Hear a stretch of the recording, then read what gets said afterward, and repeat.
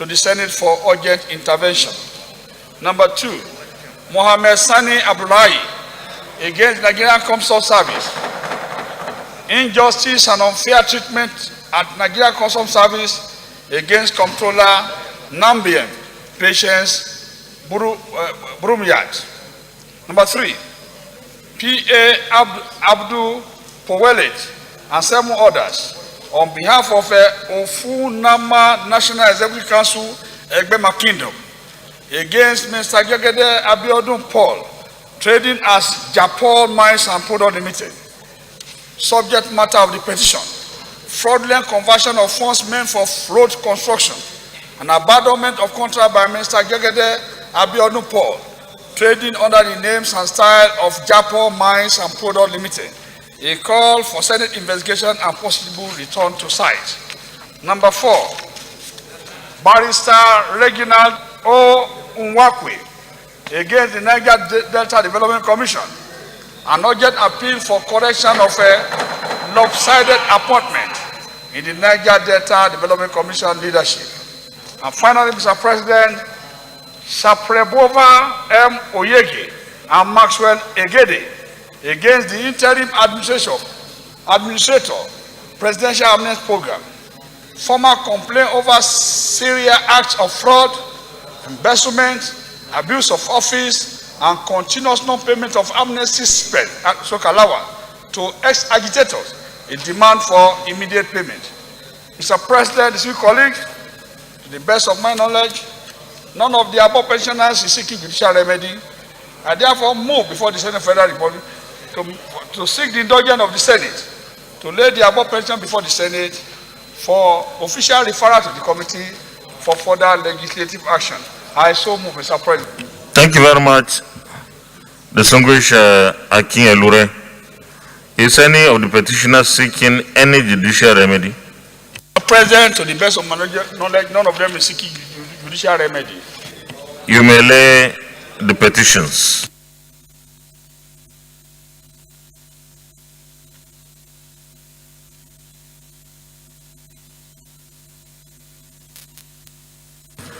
The petitions are referred to the Committee on Ethics, Privileges and Public Petitions to report back within 4 weeks. Any more petitions? Leader of the Senate. Petition, Senator Nicholas Tofowomo. Senate President, sir, I'm putting it on order 43, which is personal explanation. No.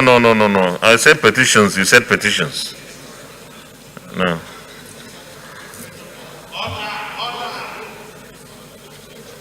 You want to present personal explanation? But you are supposed to have discussed it with me. Okay, present it. Let me hear. And you allowed me yesterday, so don't you? If I allowed you yesterday, why didn't you do it yesterday?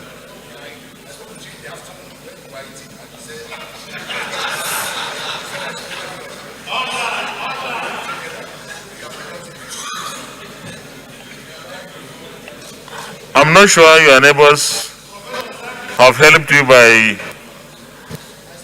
making me to be even more doubtful that we spoke about this, but you can go ahead. You are in charge. I spoke with you about. It's okay. Go ahead, whether we spoke or not.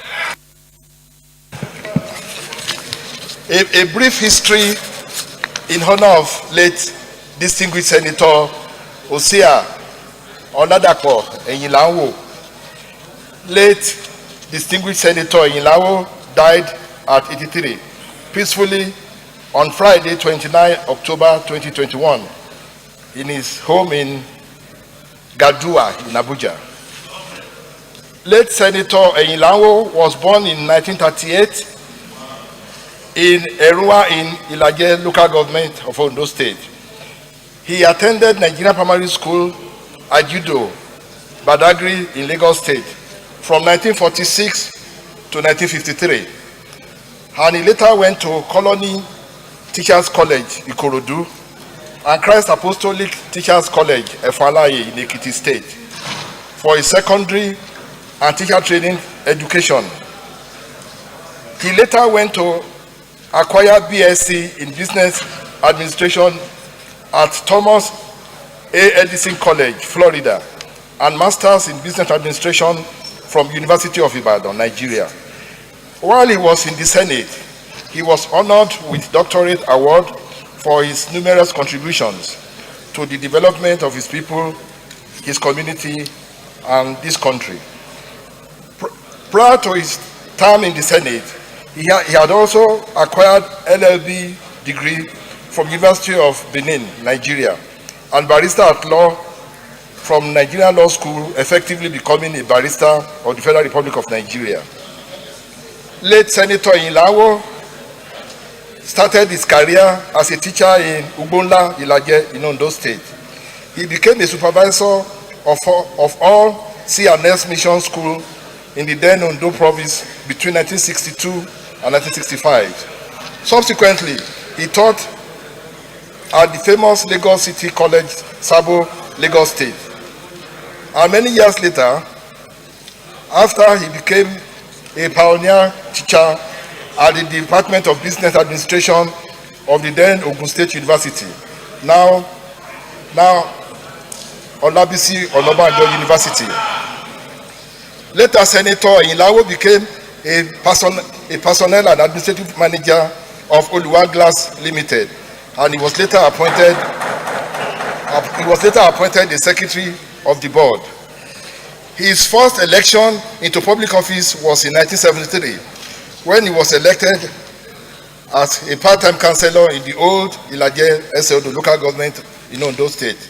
Subsequently, he won election into the Senate to represent the good people of Ondo South Senatorial District on the platform of PDP from 2003 to 2007, and from 2007 to 2011 on the same platform.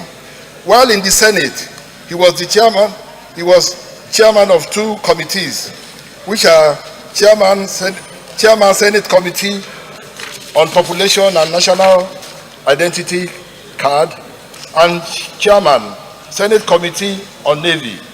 He was also a member of the Senate Committee on Ethics, Army, Petroleum Upstream and Downstream, and Constitutional Reform.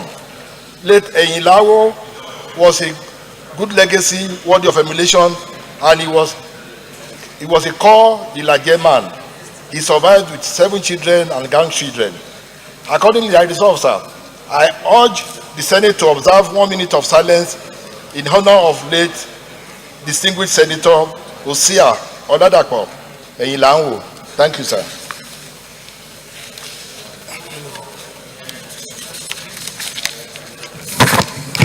Please let me have the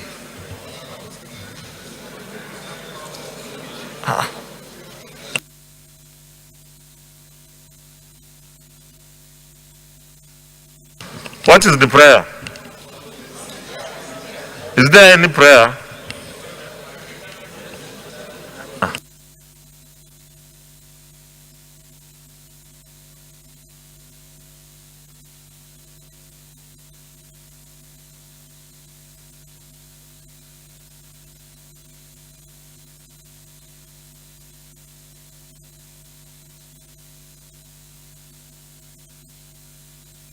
Thank you.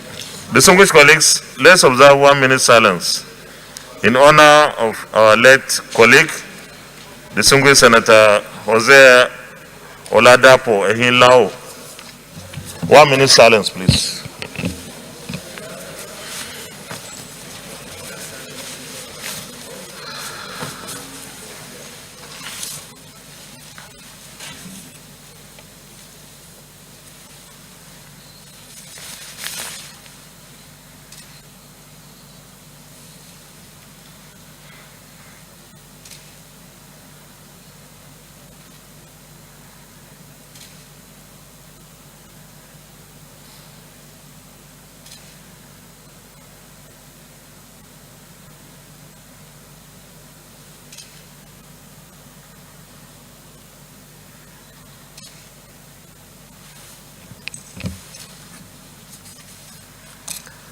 may the soul of late distinguished Senator Jose Oladapo Ohinla rest in perfect peace. Amen.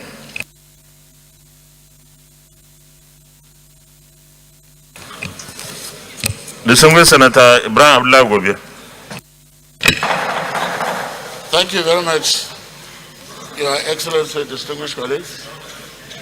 My name is Senator Ibrahim. Chief Whip.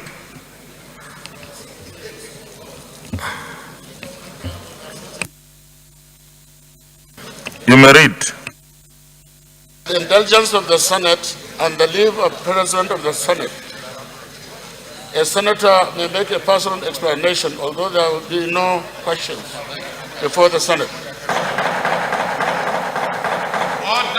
But no controversial matter may be brought forward, nor may debate arise upon the explanation. The terms of the proposed statement shall be submitted in detail to the President of the Senate when his leave to make it is sought. Your Excellency, distinguished colleagues, the personal explanation I want to make is about the unfortunate incident that happened on the 17th of October while we were on recess. During that period, on a market day, these bandits or the terrorists stormed the market and started shooting spree, killing almost everybody they found on the street. In fact, during that period, on the same day, it was discovered that about 50 bodies were discovered. And then the following day, they also discovered another 60 bodies. Distinguished colleagues, the chamber is a bit noisy. Please, let's listen to our colleagues in silence. Please continue. It was discovered that about 120 people were killed during that period. And these people who were killed cut across the whole Nigeria, because that was a big market. I mean, it's a big market. So because of that now, we are requesting that there should be some concerted effort to make sure that that area is protected. That was in Gwaranyo town. That's exactly what happened in Gwaranyo town. 120 people were killed. And at least more than 50 have been hospitalized. That is at one attack. 120 plus 50. So I think it's a very serious issue. Then in one day. And what happened also in Sabambi now is becoming very alarming. Because currently they are putting levies on all the villages around that area. They have put levy on Gatawa, they did it in Kurawa, Tara, they have done it in Katuma, and then Kwarangamba, and then also one area that is called Gariki and Adwa. They will ask you to pay either 5 million or 4 million. If you don't pay, they will come and shoot and kill about 2 or 3 and then force you to comply so that you can pay. And nobody is doing anything currently. Then what is even happening, because it's becoming worse now, in the other part of Sabambi, very close to Niger Republic, they have this Gangara and the Makwarwa. In Gangara, they even remove the village head and then put their own. They call him Dambokolo. That is the next to Turji in terms of rank. The terrorist Turji. And then now they remove the village head also of Makwarwa and then put another person. They call him Dankarami. So you find that we don't have any support there. So if we can put about 30,000 to go for a number election, why can't you put just 10,000 to go there and clear all these bandits so that we can be okay? So we are asking that we should actually be assisted, or our people will certainly run out of Nigeria and then move to Niger. And finally, Your Excellency, I want us to have a minute silence, on honor of those who lost their lives, the 120 who lost their lives to the banditry. Thank you very much. Thank you very much, distinguished Senator Ibrahim Gobir. Because I have come under our Order 43, which is a personal explanation provision, this is not open to debate. However, we observe a minute silence in honor of those who lost their lives in those attacks. 1 minute silence, please, distinguished colleagues.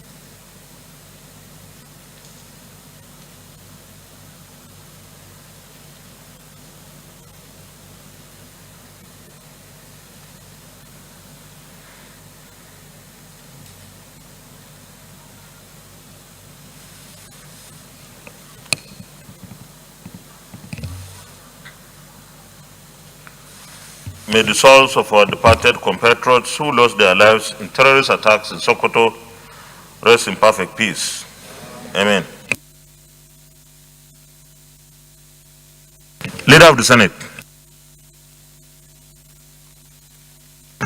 Mr. President, my highly respected and distinguished colleague, the first business of the day is the presentation of a bill signed in the name of distinguished Senator Christopher Stephen Ekpenyong on the Federal College of Agriculture, Obot, Akara, Akwa Ibom State Establishment Bill 2021.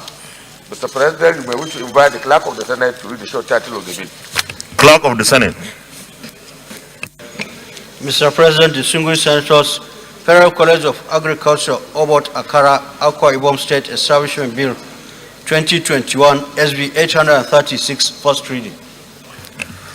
Federal College of Agriculture, Obot, Akara, Akwa Ibom State Establishment Bill 2021, SB 836, first reading taken. Leader of the Senate.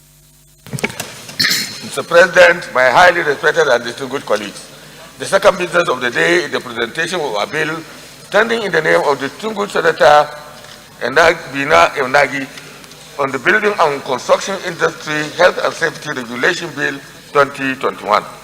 Mr. President, you may wish to invite the Clerk of the Senate to read the short title of the bill. Clerk of the Senate. Mr. President, distinguished senators, Building and Construction Industry Health and Safety Regulation Bill 2021, SB 845, first reading. Building and Construction Industry Health and Safety Regulation Bill 2021, SB 845, first reading taken. Leader of the Senate. Mr. President, my highly respected and distinguished colleagues, the third business of the day is the presentation of a bill standing in the name of distinguished Senator Muhammad Ali Ndume on the Nigerian Mobile Police and Special Forces Academy Goza Establishment Bill 2021.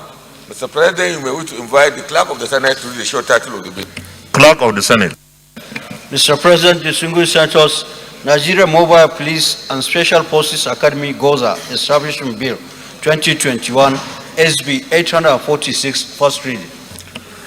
Nigeria Mobile Police and Special Forces Academy Goza Establishment Bill 2021, SB 846, first reading taken. Leader of the Senate. Mr. President, my highly respected and distinguished colleagues, the fourth business of the day is the presentation of a bill standing in the name of distinguished Senator Mohammed Sani Musa on the Strategic Infrastructure Development Government Loan Bill 2021. Mr. President, you may wish to invite the Clerk of the Senate to read the short title of the bill. Clerk of the Senate. Mr. President, distinguished senators, Strategic Infrastructure Development Government Loan Bill 2021, SB 848, first reading. Strategic Infrastructure Development Government Loan Bill 2021, SB 848, first reading taken. Leader of the Senate. Mr. President, my highly respected and distinguished colleagues, The fifth business of the day is the presentation of our bill standing in the name of distinguished Senator Obasani on the Criminal Code Act Cap C38, Laws of the Federation of Nigeria 2004 Amendment Bill 2021. Mr. President, we wish to invite the Clerk of the Senate to read the short title of the bill. Clerk of the Senate. Mr. President, distinguished senators, Criminal Code Act Cap C38 LFN 2004 Amendment Bill 2021 SB 849, first reading. Criminal Code Act Cap C38 LFN 2004 Amendment Bill 2021 SB 849, first reading taken. Leader of the Senate. Mr. President, my highly respected and distinguished colleagues, the first order of the day is the second reading of the executive bill standing in my name on the National Metallurgical Training Institute on Isha Establishment, etc. Bill 2021. The distinguished senators will recall that the bill was read the first time in this distinguished chamber on Wednesday, 15 September 2021. Mr. President, with your permission, I move that the bill be read the second time. You may proceed.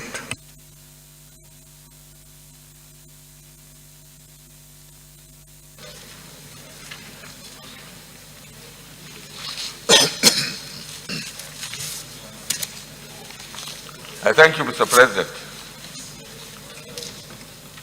The National Metallurgical Training Institute on Isha Establishment Bill 2021, Senate Bill 770. Mr. President, my distinguished colleagues, please permit me to lead a debate on this executive bill for the establishment of Metallurgical Training Institute on Isha. The bill was read the first time in this hallowed chamber on Wednesday, 15 September 2021. The establishment of the institute was the outcome of the feasibility study carried out in 1979 by the German Agency for Technical Cooperation, GTZ, which observed the lack of the skilled technical manpower to maintain and run the heavy mechanical and electrical equipment in the steel, oil, and gas and manufacturing industries. The agreement between the Nigerian and German governments, out of which the institute was established in 1980, required that the German government should provide the equipment and organize the foreign technical training for Nigerians, while the Nigerian government should provide the physical infrastructure and the personnel to be trained. The objectives of the institute are: 1, training of low and middle-level technical manpower in maintenance and repair works for steel and allied industries in Nigeria. 2, creating a pool of indigenous technical workforce that can erect, commission, and operate and maintain the steel industries, thereby reducing Nigerian dependence on foreign technical workforce. 3, further training of skilled personnel already employed in steel and allied industries. 4, advisory services to firms in the implementation of their training programs, especially in regards to implant training. 5, creating job creation for youth through empowerment with appropriate skills and competencies. The uniqueness of the institute is in its practical content.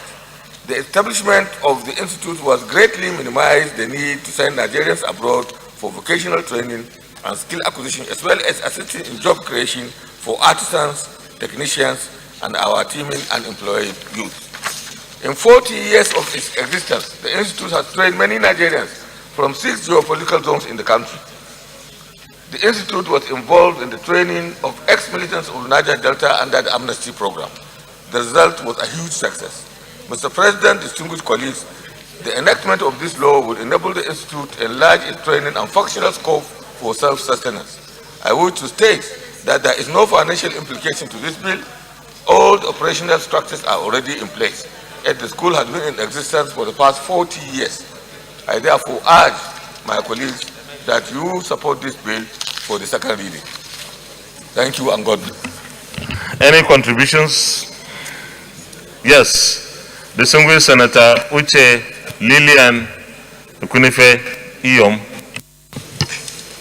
Mr. President, distinguished colleagues, my name is Senator Uche Lilian Kunife Iyom. I come from Anambra State. Mr. President, I commend the mover of this bill, but there's particular reference I would like to mentioned to the sponsor and initiator of the bill. Mr. President, I would like to call his attention. Benue United.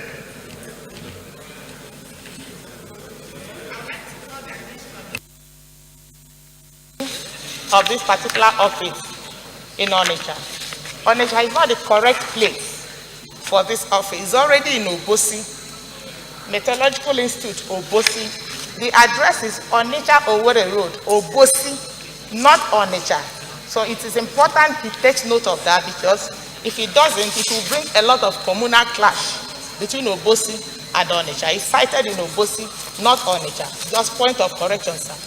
Thank you. Thank you very much. But I think it's an executive bill. So it's not like the leader can find out what you are talking about, but I think we need to cross-check with the executive why it is indicated Onitsha rather than Obosi.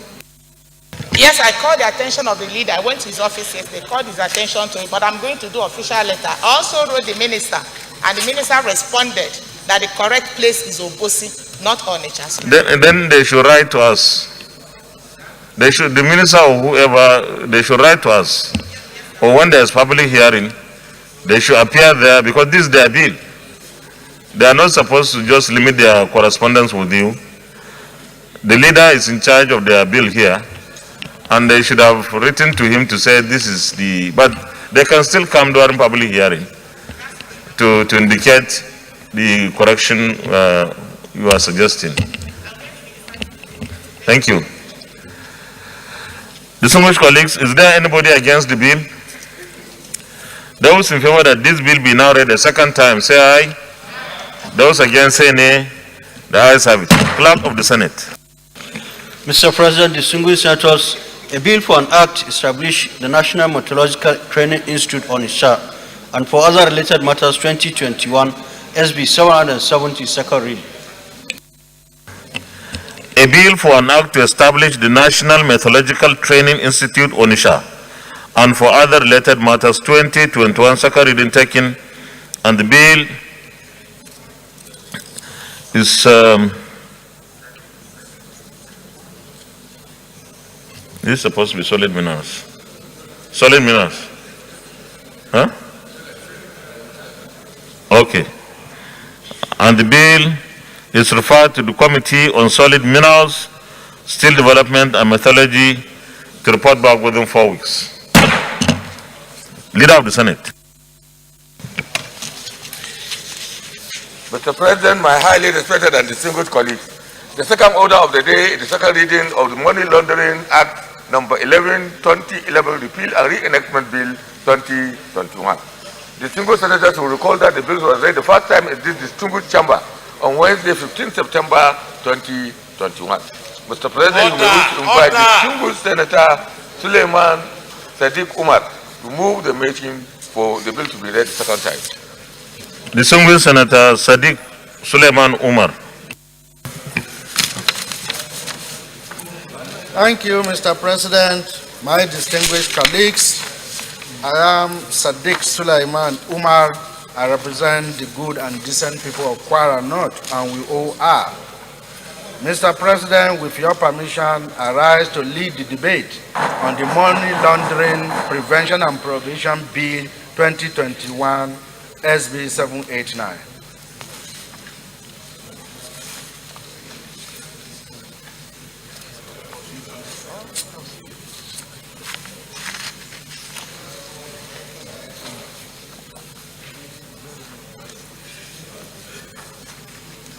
Second reading.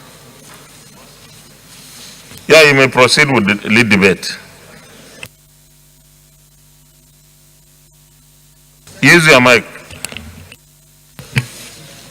Mr. President, distinguished colleagues, thank you for the opportunity to lead the debate on the general principles of Money Laundering Prevention and Prohibition Bill 2021. You will recall that this bill was read for the first time on the 15th of September 2021.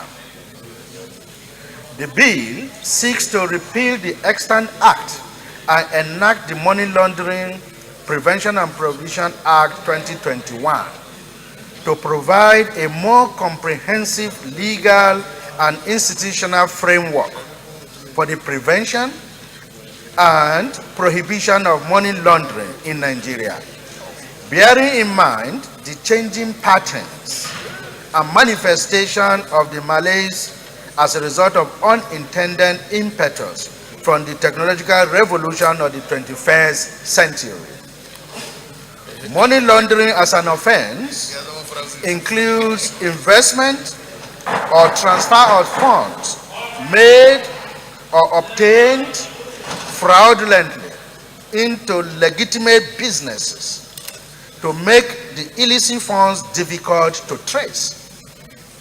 According to the United States Nations Office of Drug Control, Crime and Prevention, UNODCCP, 1999, money laundering is the concealment or disguising of the true nature, source, location, disposition, movement, rights with respect to or ownership of property, knowing that such property is derived from an offense.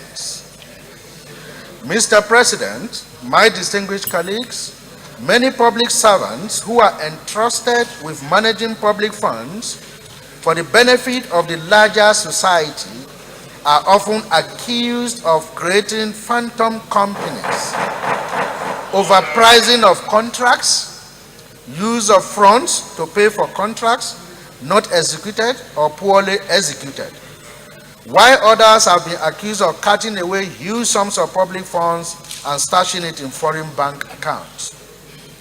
It is against this background that the successive administrations paid attention to the prevention, prohibition, and punishment of money launderers. Some of the earliest legislations introduced in Nigeria to tackle the menace of money laundering include the Money Laundering Exchange Control Anti-Sabotage Decree number 7, 1984. The National Drug Law Enforcement Agency Decree number 48 of 1989. Now Cap 29 Law of the Federation of Nigeria in 2004. The Money Laundering Prohibition Act 2003. And the Money Laundering Decree number 3 of 1995. Defects or inadequacy of previous legislations on the subject of money laundering led to a series of legislative reforms, culminating into the enactment of the Money Laundering Prohibition Act 2011, which this bill in turn seeks to repeal now and enact to make provisions for the comprehensive and effective anti-money laundering legislation, taking into consideration the changing patterns and techniques now being employed by money launderers in today's global village, driven by technological advancement. Apart from the need to address shortcomings in the Principal Act, the bill is further justified on the principle that money launderers and terrorists have not become familiar bedfellows, leveraging on latest technological advancements to design money laundering schemes that are mutually beneficial to terrorists and money launderers, with most of such schemes almost beyond the capacities of government security agencies to combat under the extant legal framework. Mr. President, distinguished colleagues, considering the relevance of this bill to the control of money laundering activities and the prosecution of the war against corruption in Nigeria, I appeal to you, distinguished colleagues, to support the second reading of this bill. In compliance with Order 77.3 of the Senate Standing Orders 2015 as amended, the proposed bill has no additional financial burden on the Treasury or the federal government, if passed into law. I therefore urge my distinguished colleagues to support this bill for second reading. Thank you for your kind consideration. Senator Smart Ademi.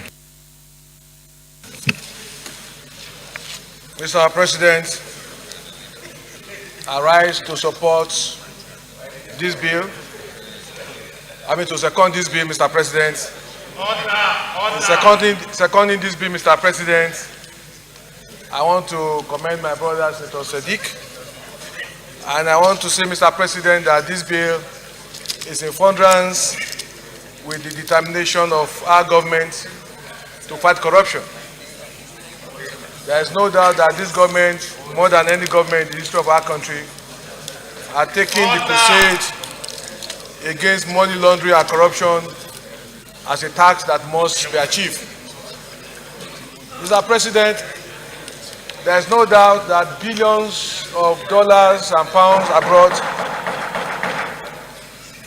have been siphoned from our system to foreign nations, especially by those who have held political office in time past. In seconding this bill, Mr. President, I want to say we must equally look at how we can enlarge the net of exposing and arresting those who have siphoned money out of this country. In essence, this bill must take into consideration public office holders and their immediate families who have properties abroad to give account of how they acquire these properties. In this country, Mr. President, many people who have held public office in time past, what they have done is to siphon money abroad to buy properties in the name of their wives and their children. I want to submit, Mr. President, that there is a need to do an history of all those who have held public office in Nigeria to look at how they have acquired their properties and their children and their immediate families. That is when we can be seen to be fighting corruption. Any public office holder with in time past or present who have properties abroad and their children and their wives, it is not out of place for this bill to be all-encompassing. So we should know those who have acquired properties abroad in the name of their family members. That is when we can fight this corruption, Mr. President. Nigeria is bleeding now, and because our country is bleeding, we must take the courage. Those who have could go ahead to release some of the properties they have acquired. I say this without any fear of contradiction. I don't have any property abroad, not my children. Anybody that has acquired property who have held public office in time past should be ready to give account. Our country is bleeding, there is no job, people are dying of poverty. I support this motion, this bill. Well, one day starting from me, I don't have any property abroad. No, my children don't have any property abroad as I speak. So anybody that has property abroad or investment abroad should come out to tell us how they acquire this property. In doing that, that is when, Mr. President, we can say we are fighting corruption. President Buhari is determined and he has been doing that. We should support this government. Well, I see some reactionaries, but Mr. President... the single Senator Smart Ademi.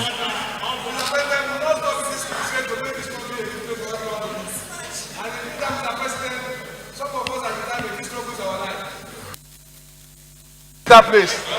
All those who have properties abroad, who are seated here, should give an account of how they acquire their properties.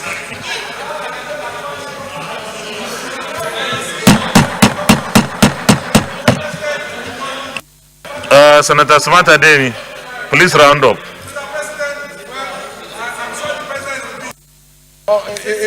On this note, my position is very clear, it's unambiguous. Let everybody give account and their children how they acquire properties. Sadano of Sokoto, who was the president. Please round up, please.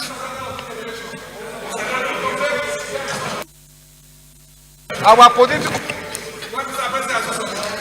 Distinguished colleagues.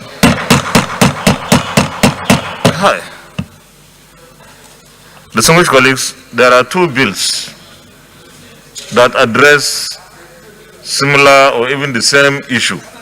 So we are taking the two bills together and then the contribution as well. So, Leader of the Senate, you invite the next person so that we discuss. People who want to, the small colleagues who want to make contribution could do so. Mr. President, my highly respected and distinguished colleagues, in order to have a combined debate on the two bills, I wish to also take the third order of the day. which is the second reading of Money Laundering Prevention and Prohibition Repeal and Reenactment Bill. Distinguished colleagues, Senator Samata Demi, please, those who are not in their seats, please, so that we listen to you spoke, people listen to you, you should also sit and wait to listen, please. Leader. Mr. President, my highly respected and distinguished colleagues, in order for us to have a combined debate, with your permission, I would like to also read the third order of the day, which is the second reading of Money Laundering Prevention and Prohibition Repeal and Reenactment Bill 2021.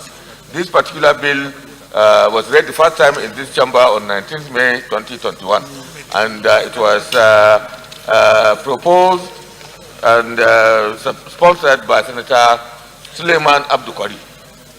So, since the first one that was done by our distinguished Senator Sadiq, this one I would like, Mr. President, to kindly invite distinguished Senator Suleiman Abdukari to also move the motion so that the two bills, can receive this.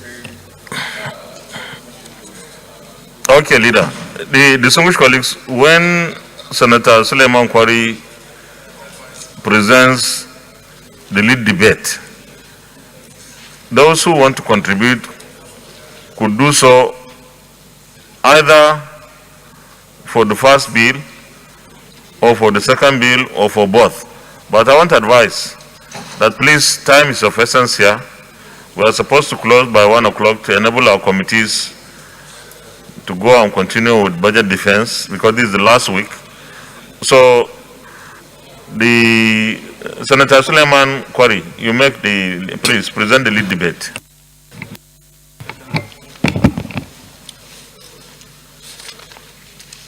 Thank you very much, Mr. President.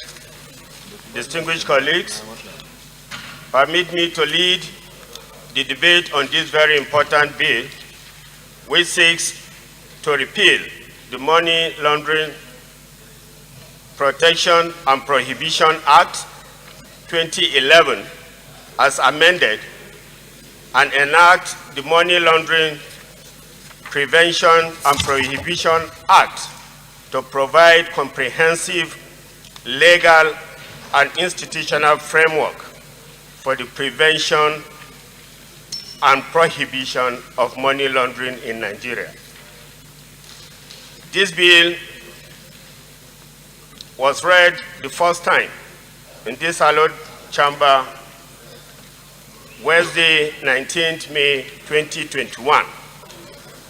Mr. President, distinguished colleagues, Money Laundering Prevention and Prohibition Bill is a piece of legislation which, when passed, will help in the fight against corruption, money laundering, and terrorism. It is an open secret that the extant Money Laundering Act could not meet the required international standards, as there is still high level of corruption and financial crimes in the country due to identifiable lacunas in the Act. In meeting the Financial Action Task Force recommendation aimed at ensuring a hitch-free admission into the membership of the FATF, this money laundering bill, when passed, will provide for an effective and comprehensive legal and institutional framework, all offenses related to the money laundering. The objective of the bill includes to provide for an effective and comprehensive legal and institutional framework for the prevention, prohibition, detection, prosecution, and punishment of money laundering and other related offenses in Nigeria. To strengthen the existing system for combating money laundering and associated predicated offenses.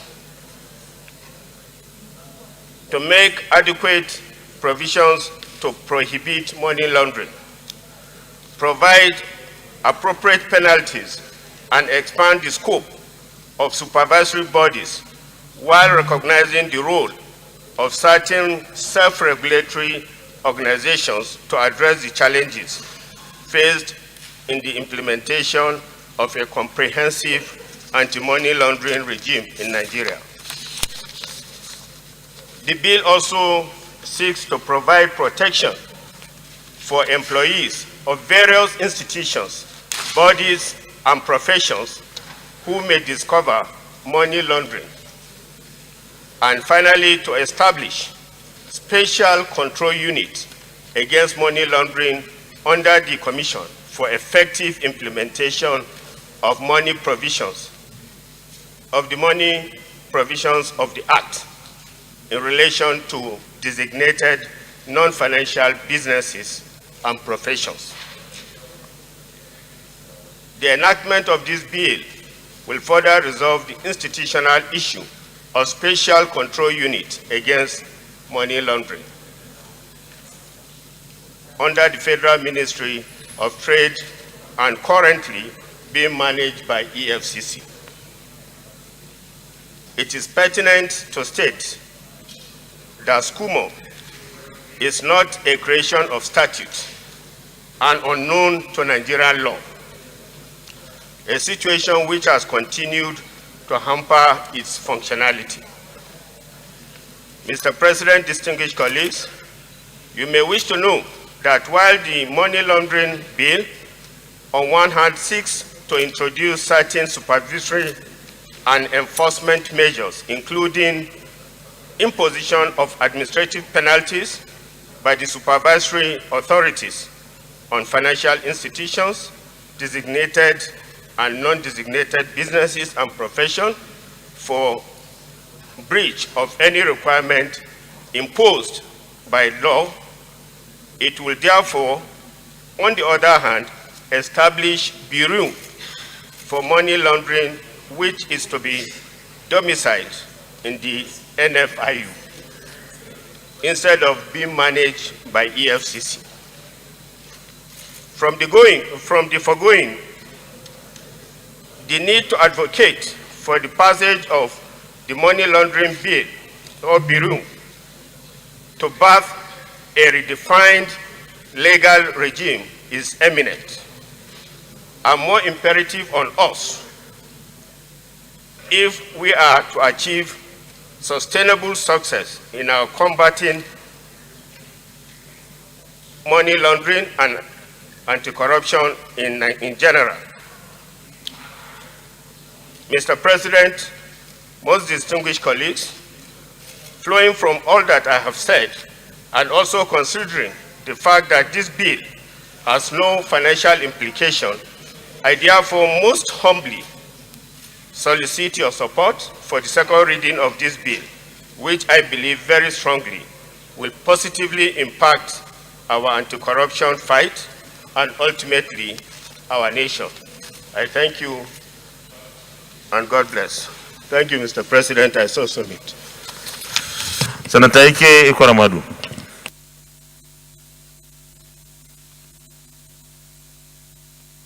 Thank you, Mr. President.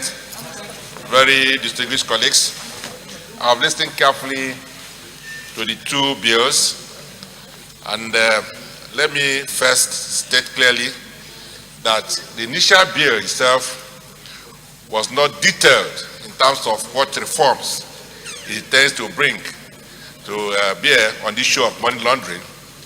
But the second bill was more specific. So I believe that there's absolute need to combine the two, or I believe that the first bill is rather subsumed the second bill. So if we either bring them together or probably drop the first one and proceed with the second one, I'm sure we would have achieved the same purpose. The other point that needs to be made is also to be sure that we are not over-legislating, because some of the issues now raised are the things that are within the powers of the EFCC. The special unit that was mentioned in the second bill is already being implemented by the EFCC. So if we go further now to probably create a chief executive for that special unit, then we're going to have problem between the executive chairman of the EFCC and a unit under him. So we need to be a little careful in creating some of these units and also ensuring that if we give powers to government institutions, they should be allowed to do the thing instead of sabotaging them further by creating some new agencies under them or units that at times conflict with their responsibilities, and then there's problem. So I believe that this should probably go to the committee, appropriate committee, and they should have to look at this holistically to be sure that we are not duplicating efforts or we are not over-legislating. But nevertheless, it is interesting to note that the law is dynamic. If we practice a law over a time and then there are some lacuna we discover, then we need to upgrade the law to meet the current realities. But law itself must be specific, it must be specific, and it must be clear. So if we are making a law and then I just ask you what is the impact of this law, we must be able to answer that question. So I believe that this one, especially the first one, is not as clear as it should be, but the second one is much clearer, but I believe that it still needs to be interrogated further, especially with the provisions of the EFCC Act and the Money Laundering Act, which has given EFCC powers to implement that particular act. So if we discover that there's no value to be added, then we might leave matters as it is. But if there are values to be added, then we need to do it in such a way that we do not create any conflict between the existing institution of the EFCC and the special unit that is now being advocated. So otherwise, I believe that there's dynamism in law, but in doing so, it must be clear and specific. Thank you. Senator Mohamed Ndume.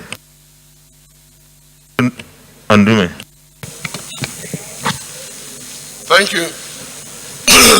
Thank you, Mr. President, and my distinguished colleagues, Mohamed Ali Ndume, representing Borno South.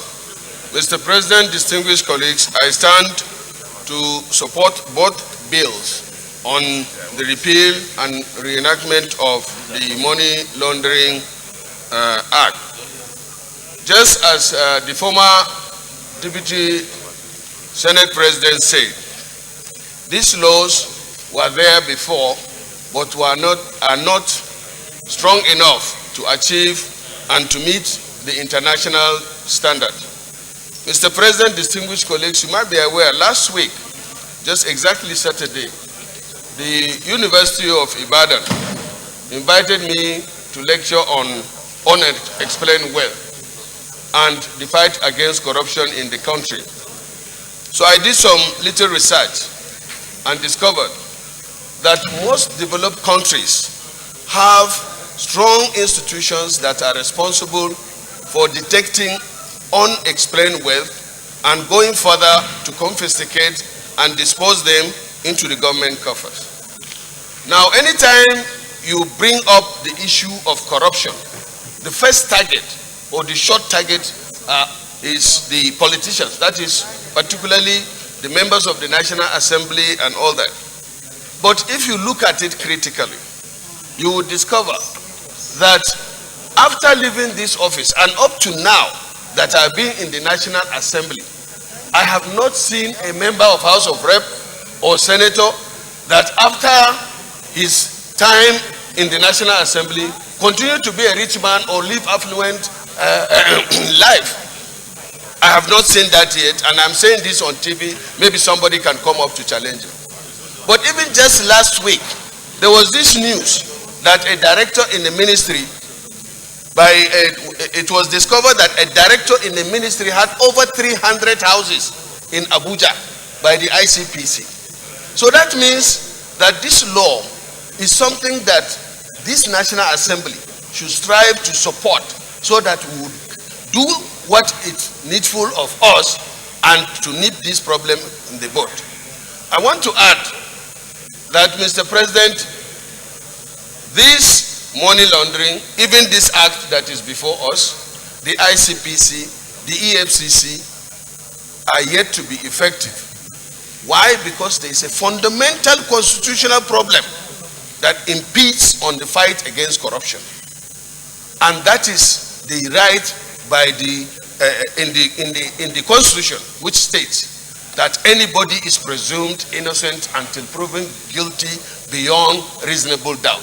So the burden of proof is on the prosecutor.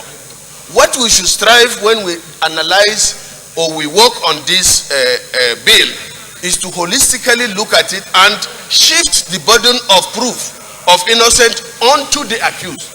It is not a matter of sending somebody to jail.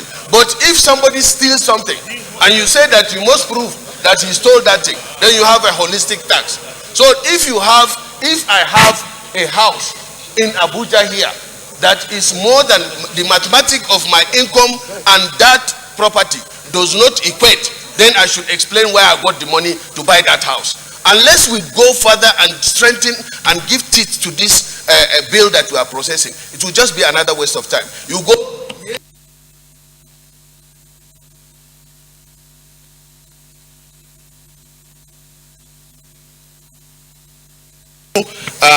concept that you can, they call it plea bargain. You go and steal 1 billion, and then in the process of investigation, you surrender 200, and then you are let go. And that encourages more of it. So what I'm saying, Mr. President, is that these two bills should be merged, looked into critically and holistically, so that we'll come out with something that works. I strongly support this bill, and this Senate has created history for, of milestone in certain critical areas. I think this is the most important, because the root of all problems that we have in this country is as a result of corruption that is sometimes even celebrated. That is my submission. Senator, okay, Jeff.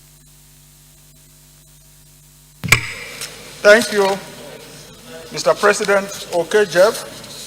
I represent the good people of Benue Northwest. I stayed too long in the House. Mr. President, I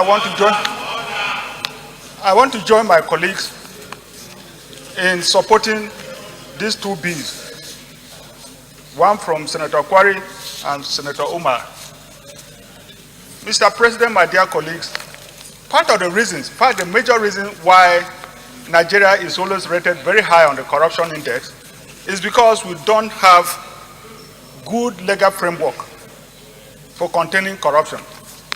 I remember until 3 or so years back, there was always this complaint that we don't even have, we are not giving autonomy to the office of the Auditor General of the Federation that is supposed to, check how government is spending its money. So that never happened until 3 years. So it's a continuous process. And like pointed out in the arguments of both sponsors of these two bills, this Money Laundering Act, no matter how perfect, no matter how good it was, has to be updated, considering that we have ICT that is being manipulated by these criminals to advance their nefarious causes.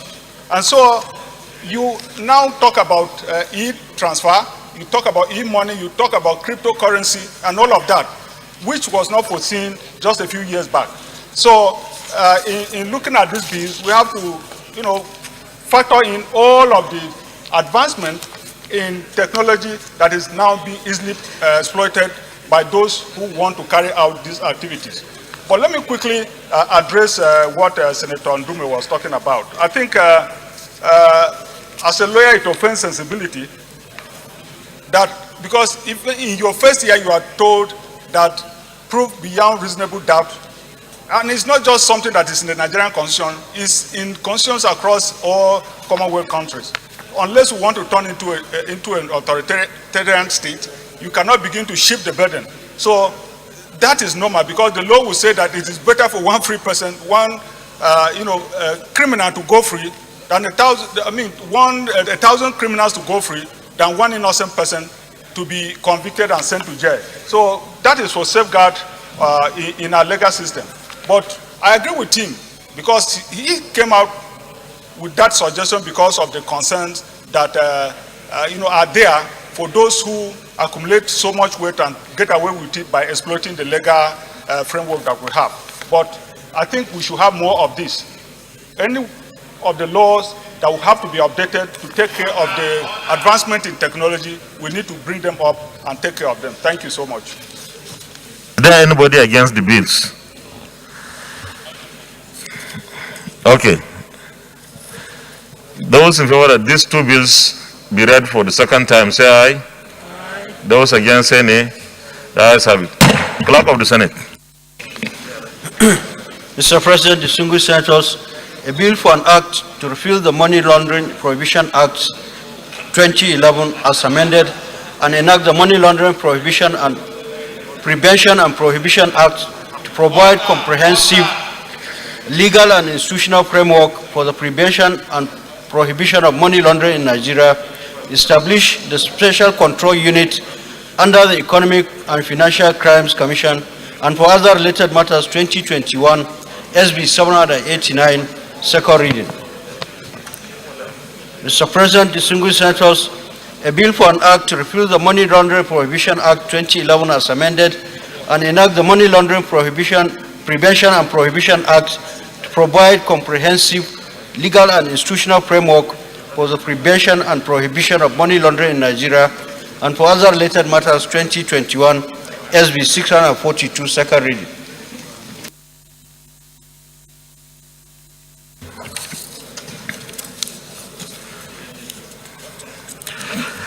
Distinguished colleagues,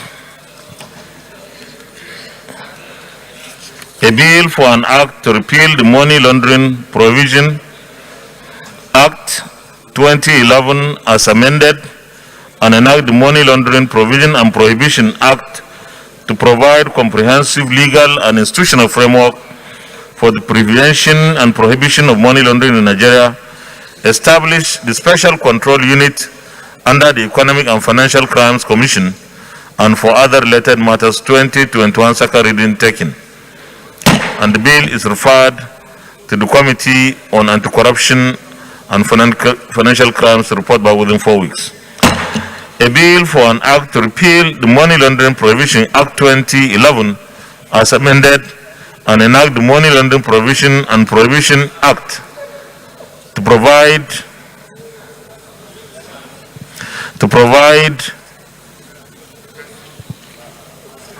comprehensive legal and institutional framework for the prevention and prohibition of money laundering in Nigeria, and for other related matters 2021 second reading taken, and the bill is also referred to the Committee on Anti-Corruption and Financial Crimes to report by within 4 weeks. Leader of the Senate.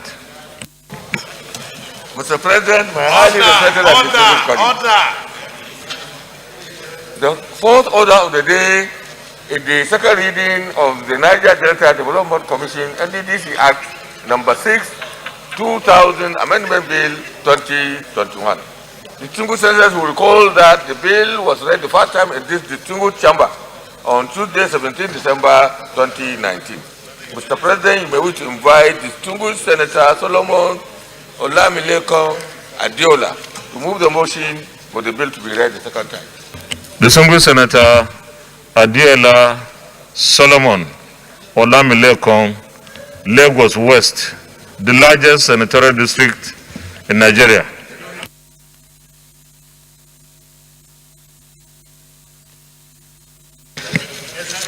Thank you, Mr. President. Very distinguished colleague, Adiola Solomon Olamileko, representing Lagos West Senatorial District, the largest senatorial district in Nigeria in terms of population. Mr. President, permit me to lead the debate on a bill for an act to amend the Niger Delta Development Commission Act number 6, 2000 for the inclusion of a new oil-producing areas and states and for other connected matter therewith 2019. Mr. President, distinguished colleague, you will recall that the bill was first presented by myself and it was read for the first time in these hallowed chambers on the 17th of December 2019. This bill seeks to amend the Niger Delta Development Commission Act 2000 to include states that have attained the status of oil-producing states with similar circumstances as those listed in the Act when it was passed. In this era of change, where government is desirous of raising revenue for development, the discovery of crude oil in new states in the country can only amount to additional revenue for the government. Following the discovery of oil in Bauchi, Lagos, Ogun, these states have officially joined the League of Oil Producing States in Nigeria. Following the discovery of the crude oil in Alakari local government in Bauchi, Badagry in Lagos, Ipokia in Ogun, Baji in Kogi, and by virtue of this, these states are entitled to the 13% derivation that is due to oil producing states according to the provision of section 162 subsection 2 of the Nigerian Constitution.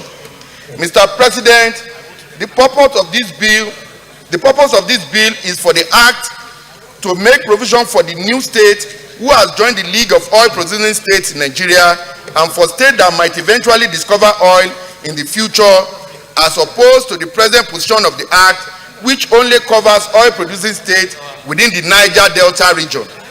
Furthermore, the inclusion of the new oil producing state in the act save cost and follow precedents. In conclusion, the amendment is to accord the state provision of the law among other benefits accrued to oil producing states in Nigeria to the new oil producing states and future oil producing states. Following from the above, I am in support of the view that what we need is an amendment to the existing law already in existence as opposed to enacting a new law that may be implemented due to conflicting with the existing law. I thank the Mr. President and my distinguished colleague.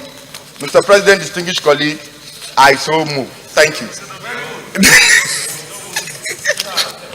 Senator Ahmad Babakaita, Katsina North. Thank you. Thank you, Mr. President. I remain Ahmad Babakaita, representing Katsina North.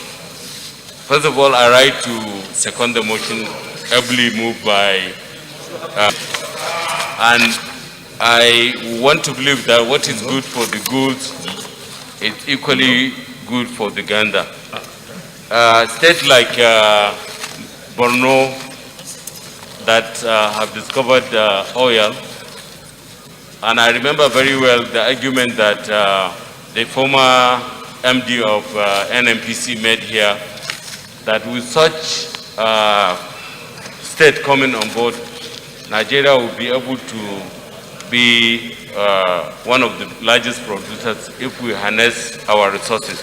So on this basis, I think it's only fair for us to consider those states that produce oil, because the consequences of exploration it's going to affect them equally.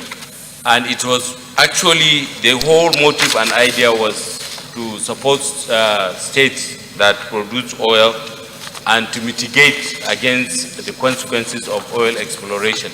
And on that basis, I think it's only fair to include other states that are coming on board. Thank you, Mr. President. Senator George Thompson Sekibo, JP.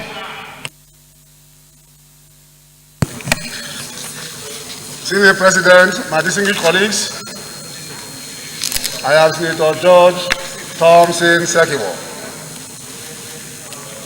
Mr. President, I congratulate these states where my friend said they have discovered oil. What I don't know is whether the oil are in commercial quantities and they are also drilling them out for sales and the money going to Nigerian coffers. That one, he has not expatiated on that one. But I congratulate them for discovering oil there. We want oil to come out from every soil in the country. Are they exploring the oil? Are they refining the oil in these places? And has the oil caused any devastation in that environment? Mr. President, the purpose of the Niger Delta Commission Commission Act is not just because they found oil there. is because the place had been so devastated, and there is a need to see how they can remedy the place. And because that place is so backward, that fire did not start now. You can refer to Wilson Commission in the 1950s. The same recommendation was made. But we observe something.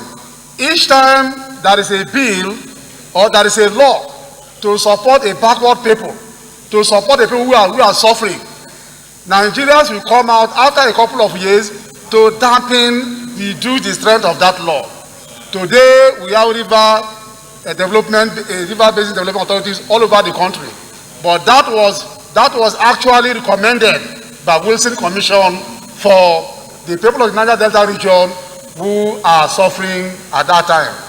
So, Mr. President, there is nothing wrong that they are giving their 13% derivation.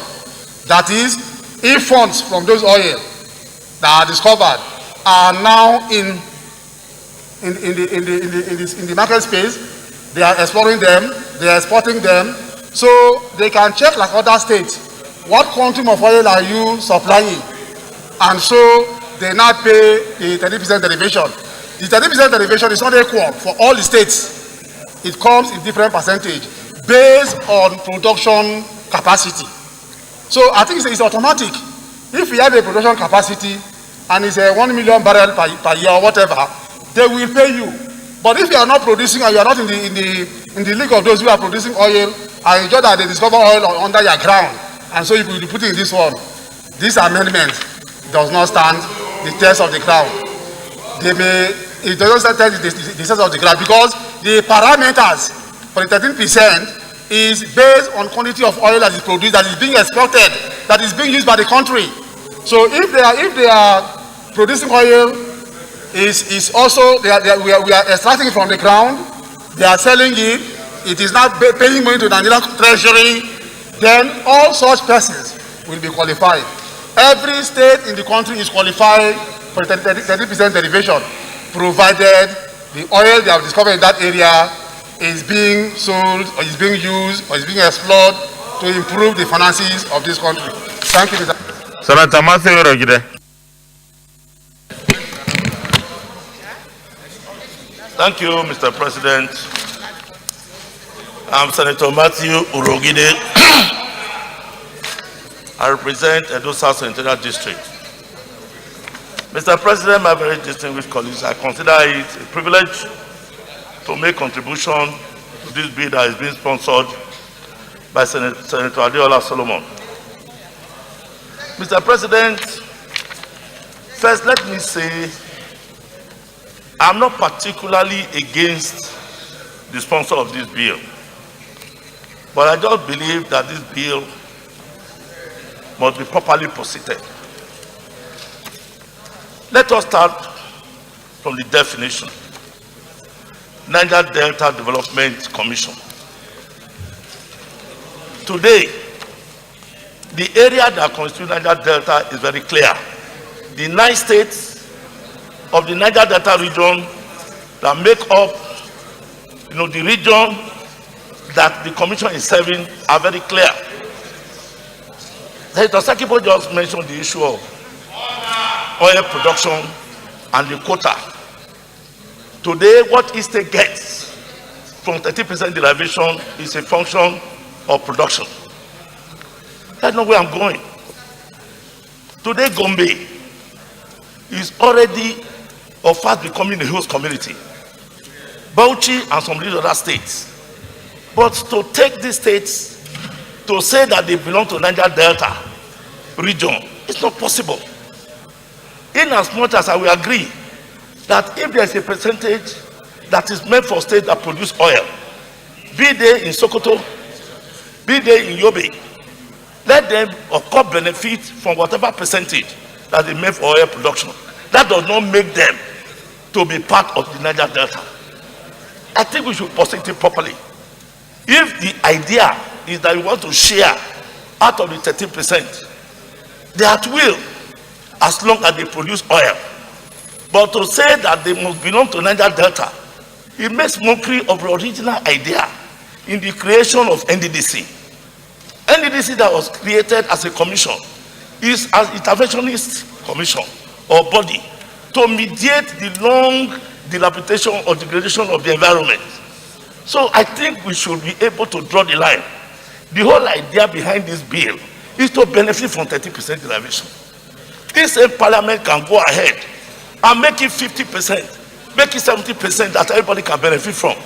But to take one region in the north or take one state in the southwest and go and bring it to the south-south, this bill now with, so to make it Niger Delta Development Commission, you want to amend the act to bring in Ogun, to bring in Bauchi. I think Mr. President makes mockery of the original idea. Mind you, in 2001, this was the only bill that was vetoed by the National Assembly. And your very good selves from the other parts of the country, after having visited the region, you saw the level of dilapidation, you saw the misery, you saw the underdevelopment in the region. President Obasanjo was the president of Nigeria at that time, but the National Assembly vetoed it when he refused to sign that bill.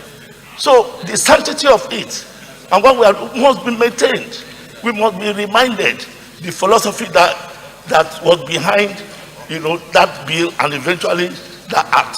So, Mr. President, I want to crave the indulgence of my colleagues, the sponsor of this bill, that you should capture it, the long title properly, but the way it is now to bring other states in the north and the southwest into the Niger Delta makes a mockery of the whole idea. Thank you very much.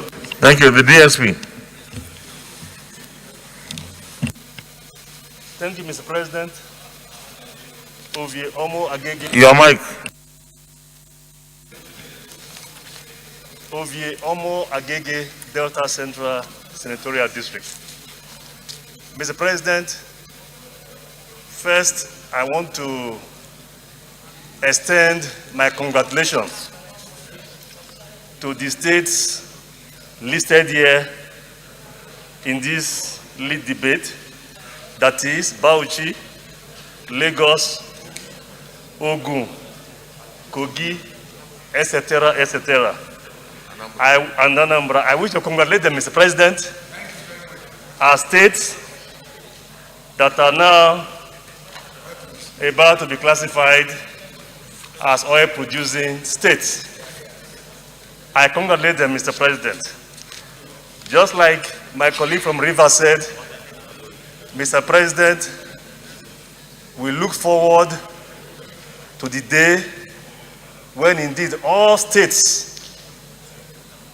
in Nigeria will not only produce oil, but produce one form of mineral resource or the other.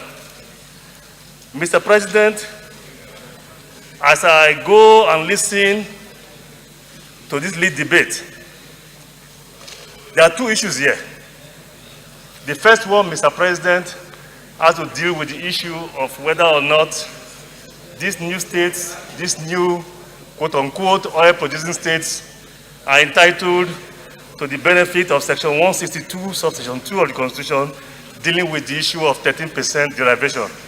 Mr. President, to us, that is not an issue. To the extent that they produce oil in commercial quantity, and DPRO are so determined that this oil is being sold and the revenue is entering the financial account, they are entitled. That is not the issue here, Mr. President. The issue is whether or not, the issue is whether or not, just because the oil producing, they should come under the Niger Delta Development Commission. Mr. President, if you are ever looking for a meddlesome interloper, you don't have to go too far to find one. What this bill, this lead debate clearly shows that my colleague from Lagos here is a classic meddlesome interloper. Mr. President, the Niger Delta Development Commission is a regional development commission. We must draw a distinction between the NDDC and the oil and minerals producing commission on PADEC.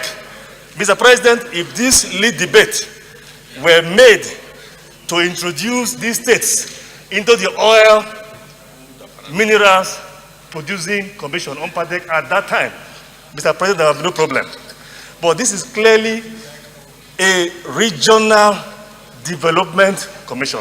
Mr. President, Lagos is not in the Niger Delta. Ogun State is not in Niger Delta. Even as we speak, Mr. President, we are having an issue with Ondo State. We are having an issue with Ondo State, Mr. President, being classified as a state under the NDDC. But the bulk of the problem we have today is because of that. Mr. President, I, as a senator representing Delta Central District, I have no objection, and indeed, I did support the establishment of the Northeastern Development Commission, NEDC. I supported it, Mr. President, in the 8th Senate. Mr. President, when the bill was brought here for the Southeast Development Commission, I also supported it. So too is the Southwest Development Commission.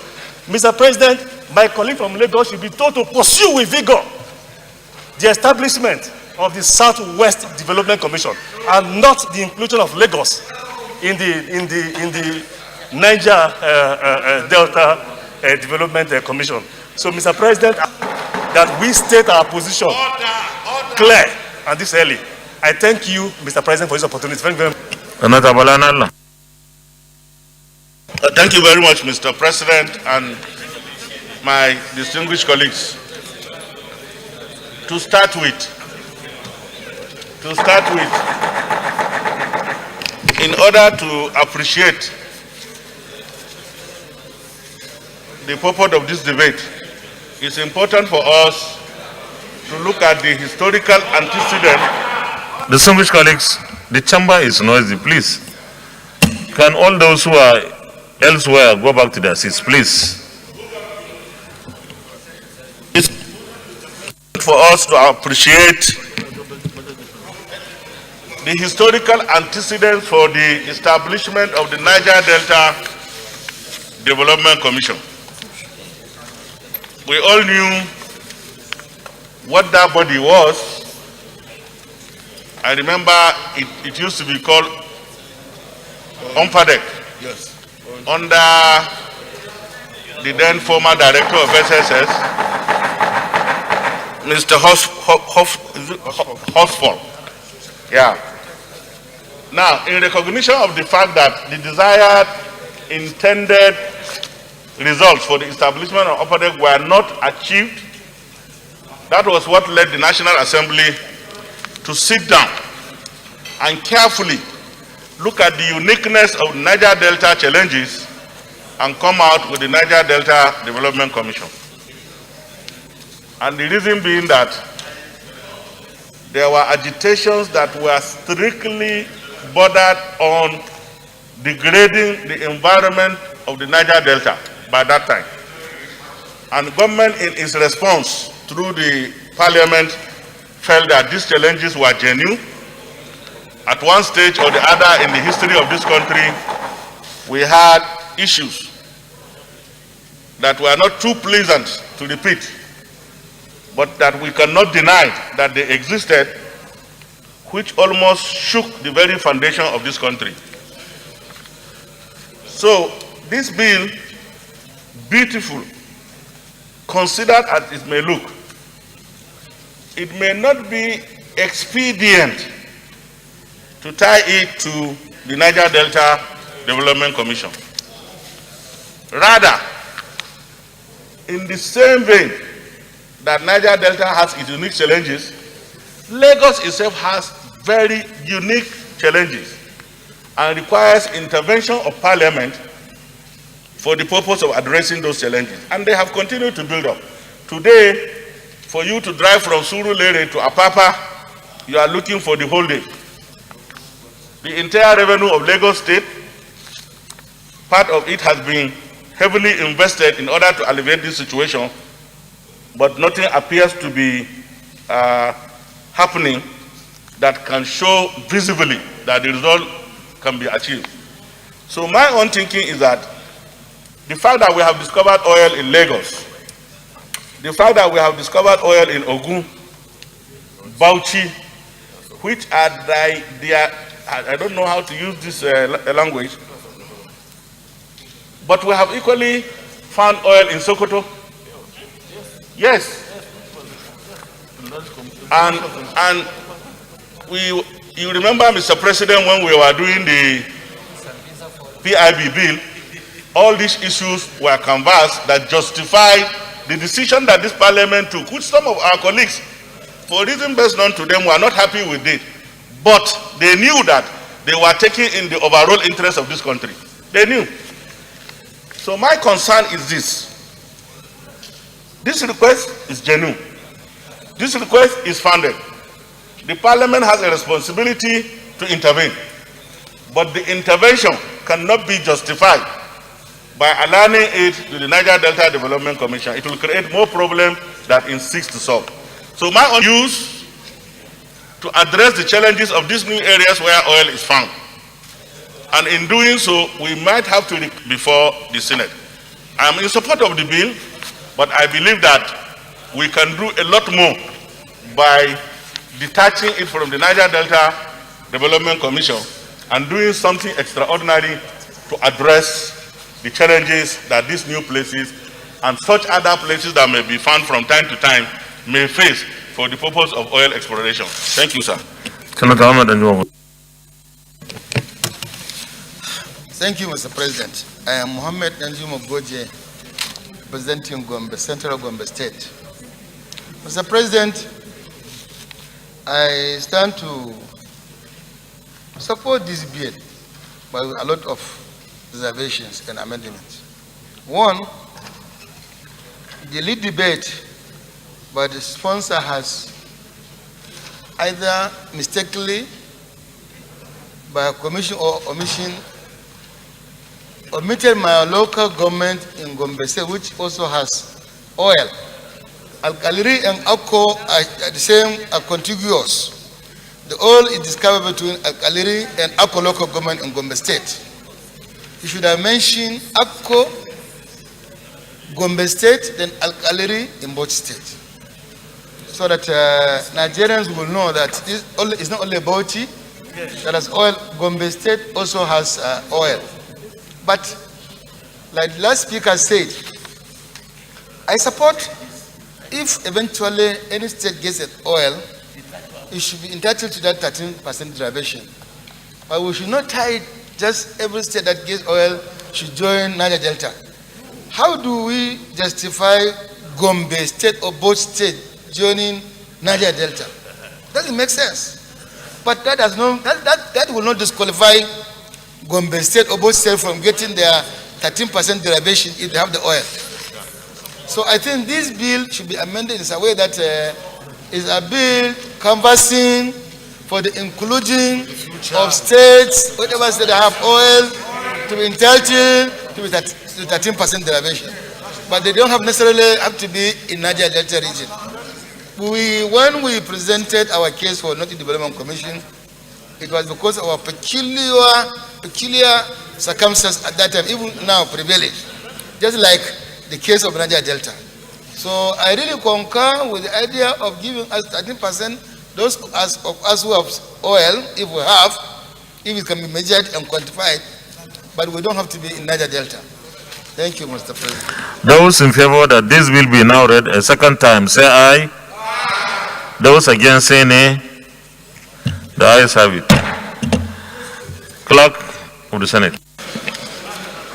Mr. President, distinguished senators, a bill for an act to amend the Niger Delta Development Commission, NDDC Act number 6, 2000, and for other related matters connected there with 2021, SB 273, second reading. A bill for an act to amend the Niger Delta Development Commission, NDDC Act number 6, 2000, and for other matters connected there with 2021, second reading taken. And the bill is referred to the Committee on Niger Delta to report back within 4 weeks. Leader of the Senate.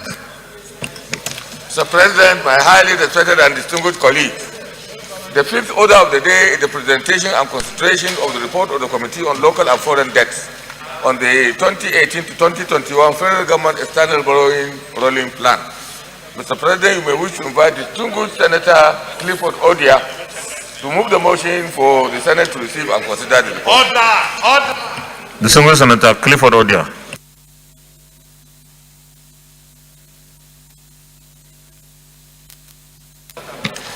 Thank you very much, Mr. President. My very esteemed colleagues, I'm Senator Clifford Odia. I represent. Chairman, I hope you are not going to read this, all the pages. Give us a summary, please.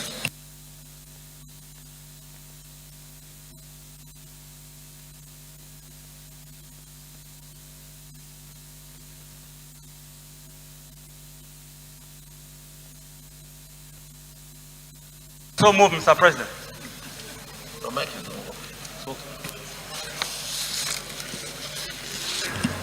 Senator Bima Mohamed Enagi.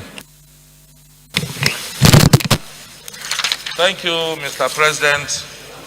My highly respected, distinguished colleagues, my name is Senator Bima Mohamed Enagi. I represent the people of Niger South from Niger State. I rise to second the motion that the Senate do receive and consider the report of the Senate Committee on Local and Foreign Debts. I so second.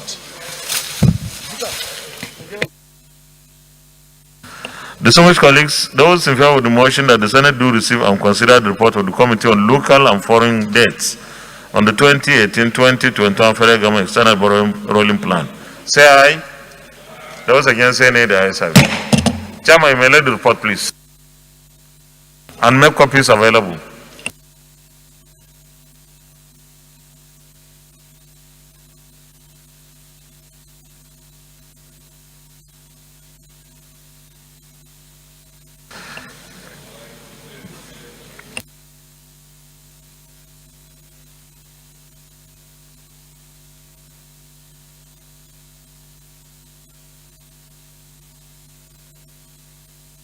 You may present the report now.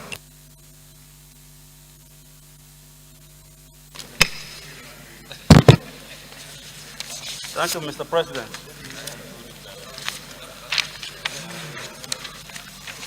This is the committee report on local and foreign debt on the proposed 2018-2020 external borrowing rolling plan number 2. The Senate of the Federal Republic of Nigeria on Tuesday, the 1st of June, 2021, considered a request from the President of the Federal Republic of Nigeria requesting for the Senate approval of the Federal Government 2018-2020 external borrowing rolling plan as contained in the communication dated 6 May 2021. The 2018-2020 external borrowing rolling plan contained a request for approval in the sum of 36,837,281,256 United States dollars plus 910 million euro and grant component of $10 million. The communication, together with the attached schedule, was referred to the Committee on Local and Foreign Debt for further legislative action, and after legislative interaction, deliberations and due diligence to report, a report number 1 was laid by this committee before the Senate in July 2021, recommending approval of the sum of 8,575,526,537 United States dollars and 490 million euro.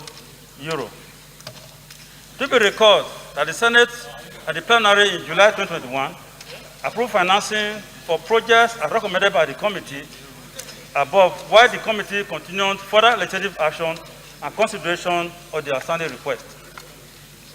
Subsequently, on the 5th of September 2021, the President of the Senate of the Federal Republic of Nigeria read another communication from the President and Commander-in-Chief of the Armed Forces containing an addendum to the 2018-2020 external borrowing rolling plan in the sum of $4.054 billion, 710 million euro, and grant component of $125 million for various projects, and same was referred to the committee for further legislative action. The request of Mr. President is in compliance with the provisions of the Debt Management Office, Establishment Act 2003, and the Fiscal Responsibility Act 2007, which both enjoined Mr. President to seek and obtain the approval of the National Assembly in respect of the external borrowing program for the Federation and the states.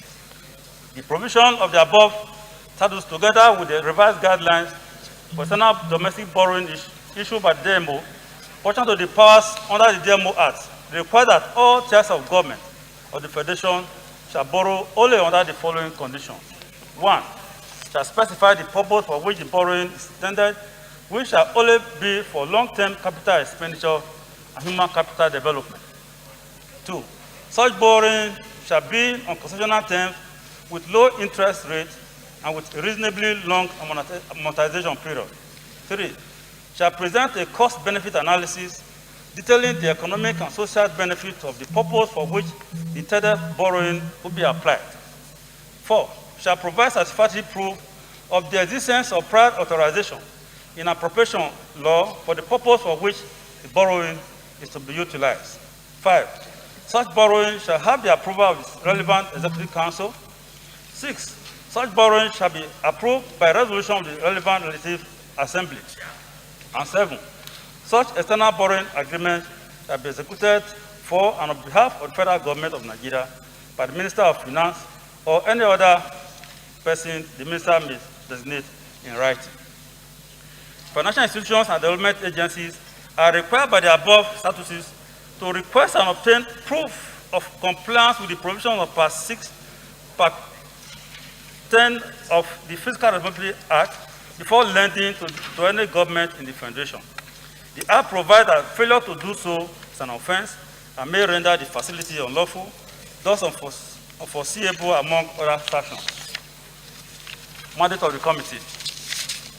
The committee has the mandate of the Senate to consider the above request and make appropriate recommendations for consideration and approval of the Senate at plenary. Methodology. The task before the committee was to undertake a thorough and detailed consideration of every project together with the proposed terms and conditions, attached to the borrowing from the development agency provided the fund, in order to ensure that the genuine need to borrow and ability to repay is established. Due to the enormity of the task and the need for careful consideration and appraisal of the various projects and the intended financial accommodation sought, the committee decided to adopt a phased approach to the consideration. The committee formally invited 17 relevant and necessary federal ministries, departments, and agencies, and Kaduna State government as listed below. The committee received written presentation from some of the MDAs and thereafter invited them for further engagement in defense of their submissions. All the MDAs invited and ministries are listed below. The committee held interactive sessions with the MDAs whose representatives were in attendance at the committee hearing and an interactive session for detailed briefing, provide further documentation of information, deal with questions, and clarify issues. The reference documents that we relied on are the following: communication from Mr. President together with the attached schedule, the Fiscal Responsibility Act 2007, the Debt Management Office Act 2003, revised to 2021 external and domestic borrowing guidelines for federal and state governments and their agencies issued by the DMO, previous reports of the Senate Committee on Local and Foreign Debt, documents presented by the various stakeholders, committee findings and observations. The committee reaffirms its findings as contained in the report laid before the Senate, which was considered and approved in July 2021, with no material alterations or change in circumstances informing the various observations and findings. 2, the committee continued to receive and note with utmost importance the genuine and very serious concern of Nigerians about the level and sustainability to serviceability of our borrowing activities within the last decade. The committee further notes that our debt service figures, which continue to increase, reached an all-time high of around 95% of our retained revenue and 35.6% of our annual expenditure, which no doubt constitutes a huge drain on our revenue, thereby limiting resources available for national development, developmental projects, and human capital development. The committee continues to reiterate its stance on the need for a more proactive and broad-based approach to revenue enhancement related issues, because our revenue to debt ratio and revenue ratio are way beyond acceptable levels. The committee knows that there are noticeable improvements in our revenues, but the growth is not sufficient or rapid enough to catch up with the pace of development required for our nation, not to mention the forced expense profile on insecurity and COVID-19 pandemic. The committee, however, knows that the need for rapid infrastructural and human capital development requires increase in government spending in order to cope with our population growth and our outdated and or dilapidated infrastructure. The committee knows that a good number of the projects in respect of which financing is being requested under the 2018-2020 external borrowing rolling plan are mostly ongoing projects and programs in respect of which external borrowed funds have been spent in the past, including loans and grants. 8. The committee found as a fact that out of the sum of over $22.8 billion approved borrowing by the National Assembly under the 2016-2018 external borrowing rolling plan, only $2.8 billion, that is 10%, have been disbursed to Nigeria.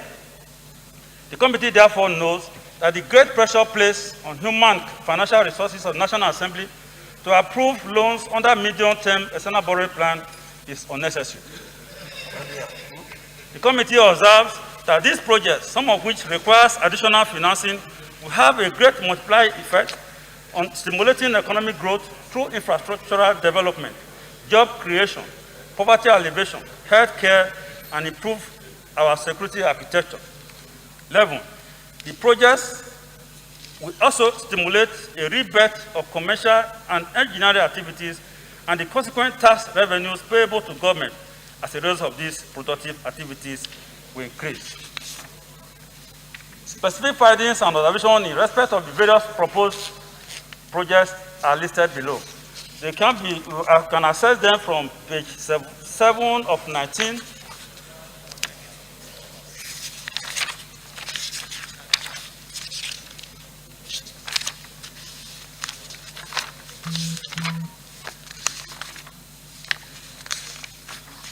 up to page 17 of 19.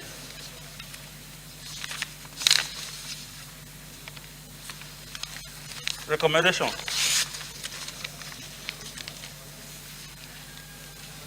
One, that the Senate do approve the underlisted ongoing negotiation for external borrowing in the sum of $16,230,077,718 US and €1,028,000,000 and a grant component of $125 million under the 2018-2020 external borrowing rolling plan. The details of the funding agencies as detailed below. 1, World Bank.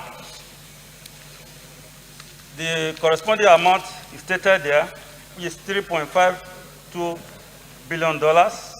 China Exim Bank, $5.078 billion. Industrial and Commercial Bank of China, $3.902 billion. China Development Bank, $2.893 billion. French Development Agency, €345 million. European Investment Bank, €175 million.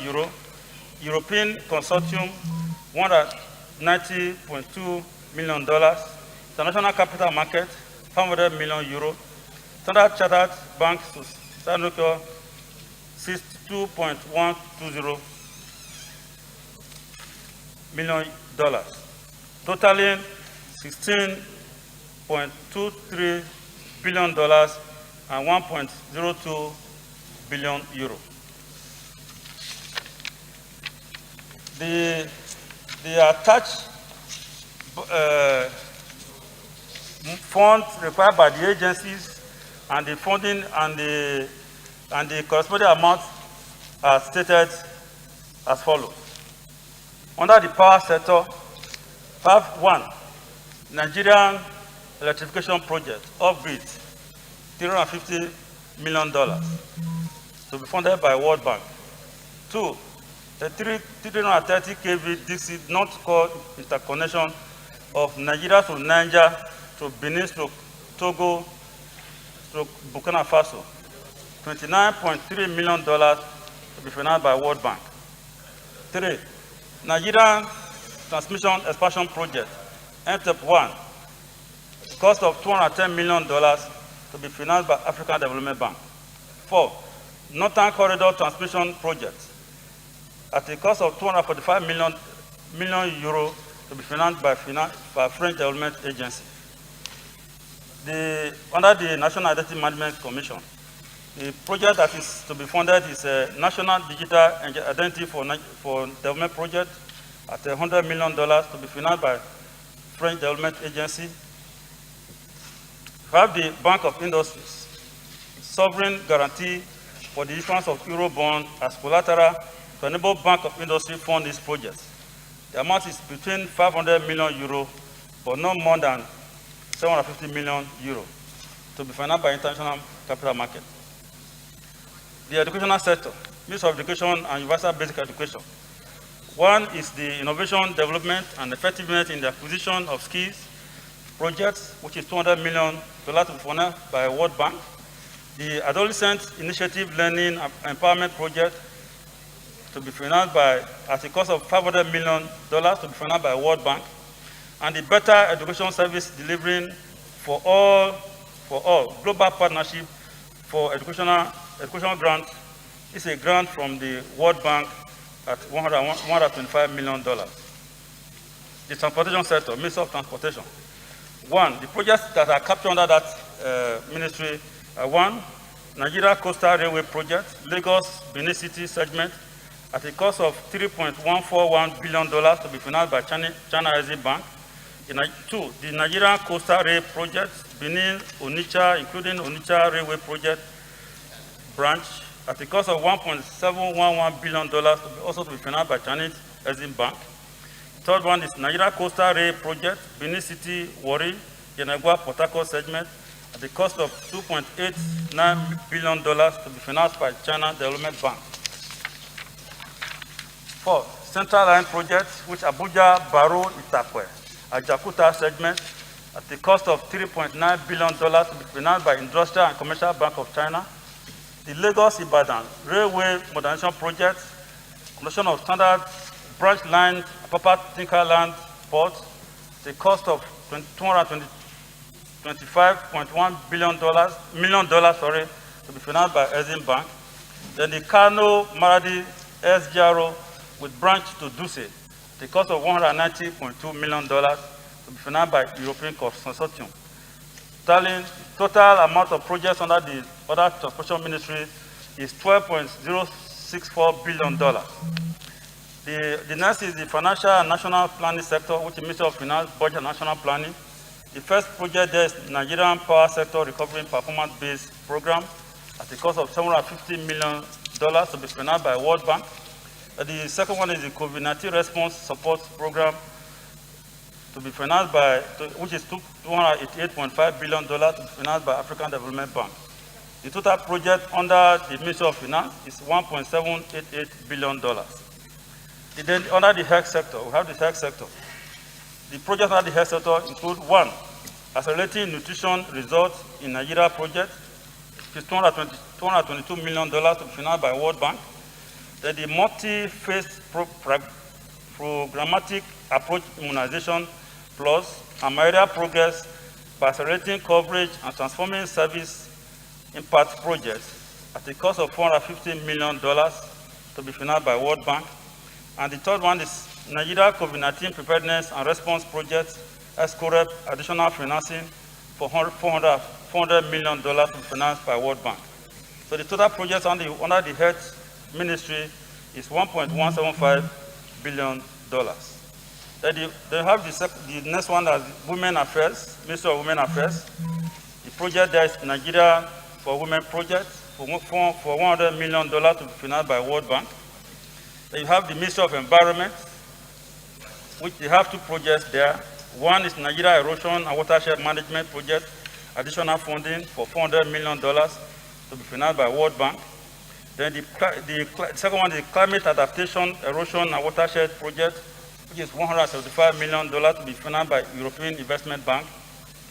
Then you have the government institutions, that's National Assembly, provision of 17 megawatts hybrid solar power infrastructure for National Assembly for $62.12 million to be financed by Signatories to Standard Chartered Bank. So the total request,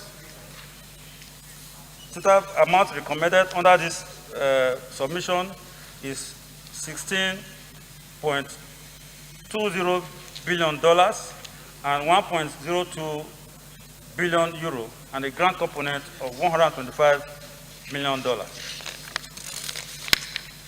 Two, that the Senate do approve the request relating to the Bank of Industries for the issuance of 500 million euro, but not more than 750 million euro bond in the international capital market.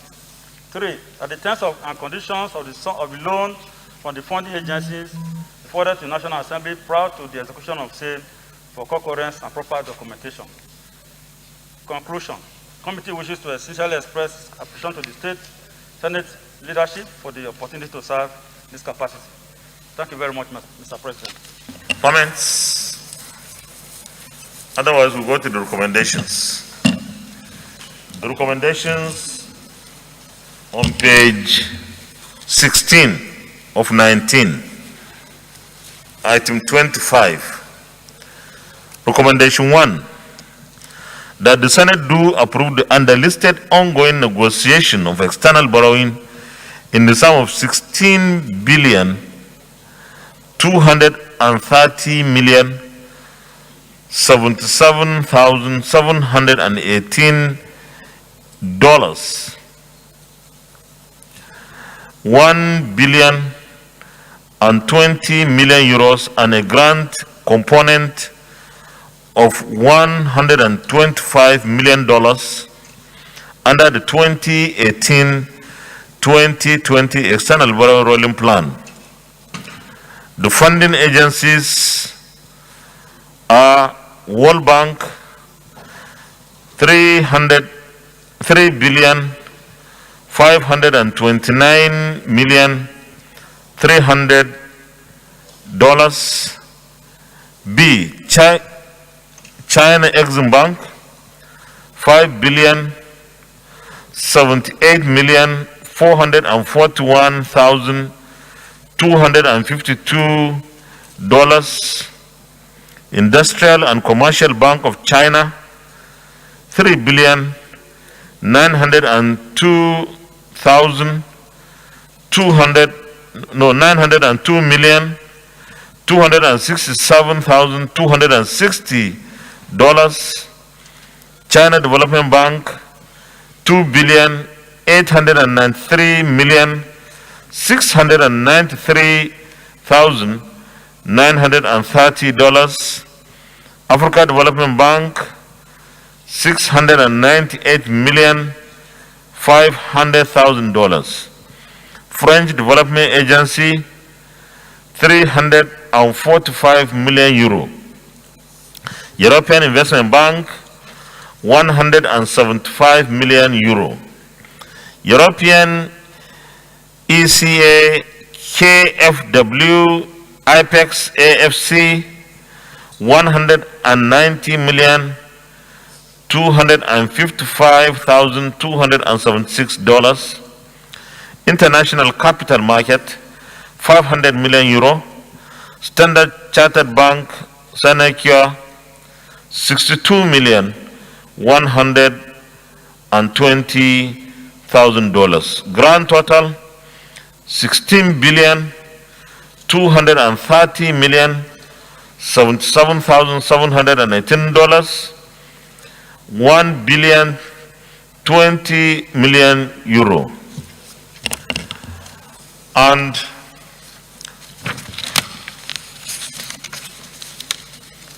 there are schedules giving details which the chairman read in his presentation on pages 17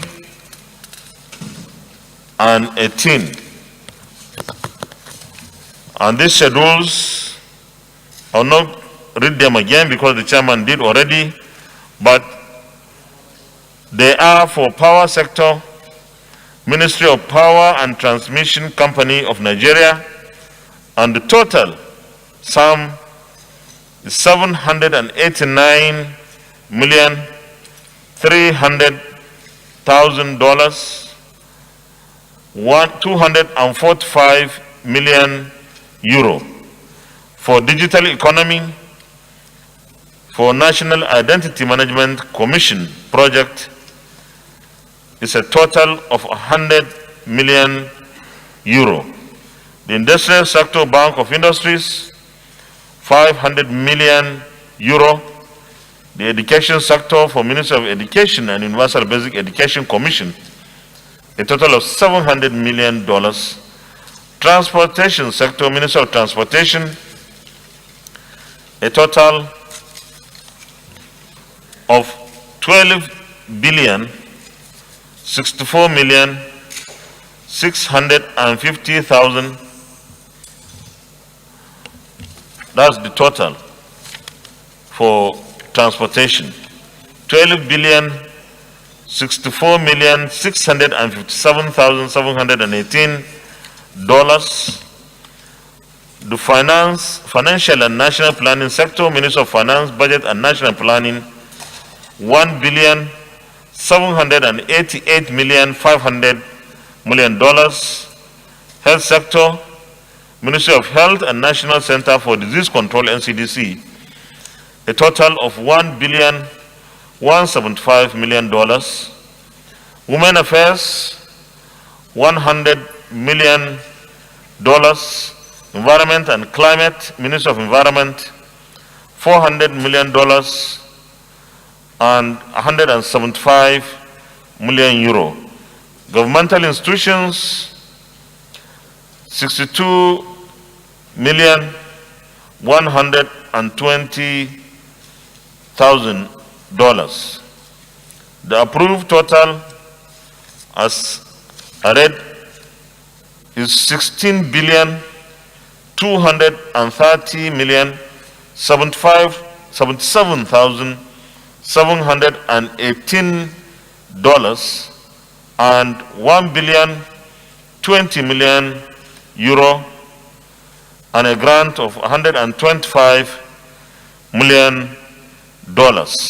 Those in favor that recommendation 1 with all the details read, those in favor of this recommendation say aye. Those against say nay. The ayes have it.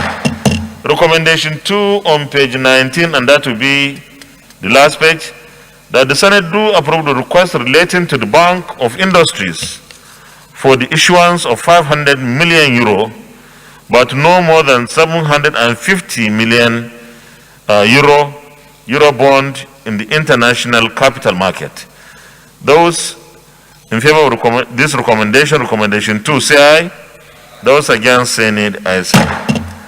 And recommendation 3, that the terms and conditions of the loan from the funding agencies be forwarded to the National Assembly prior to the execution of same for concurrence and proper documentation. Those in favor of recommendation 3, say aye. Those against say nay. The ayes have it. Thank you very much, Mr. Minister. But Chairman, I have a question to ask you, please. This recommendation 3,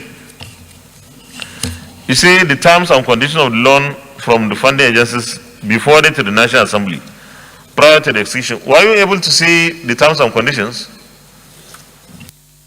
The ones we saw has to do with the primary conditions that give them the go-ahead to process the loan. Once the data, now that we have approved, we'll now go and do final documentation. And we are saying they should send us a copy of that documentation when they do. Okay, so it is, let me emphasize here that we will really be interested in the terms and conditions, the final this thing, because that should guide us in appropriation as well and in approvals like this. Not only for this, but even for subsequent, because we should be able to be comparing with other subsequent maybe requests on the conditions. The DSP. At that, even I was going to raise this, I don't know how strong the word here concurrence is. I was going to say approval, actually. Because what they have given is a preliminary approval. So I think the terms and the conditions should actually be brought to us here for approval, not necessarily concurrence. I was going to point that out before you raise the issue. Chairman, you have heard what the DSP said. Is this supposed to be concurrence or approval? What's supposed to be the appropriate word there? Let me hear from the chairman first. Chairman.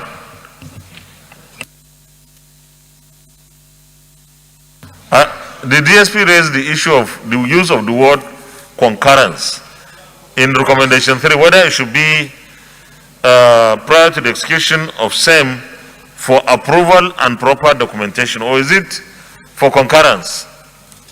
Which one is more appropriate?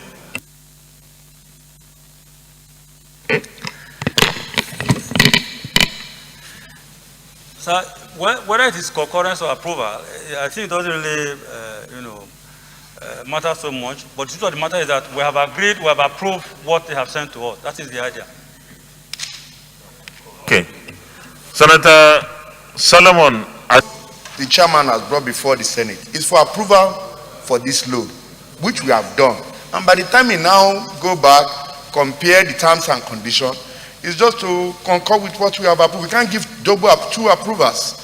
Okay, the concurrence is concurrence with what we are approving. No, but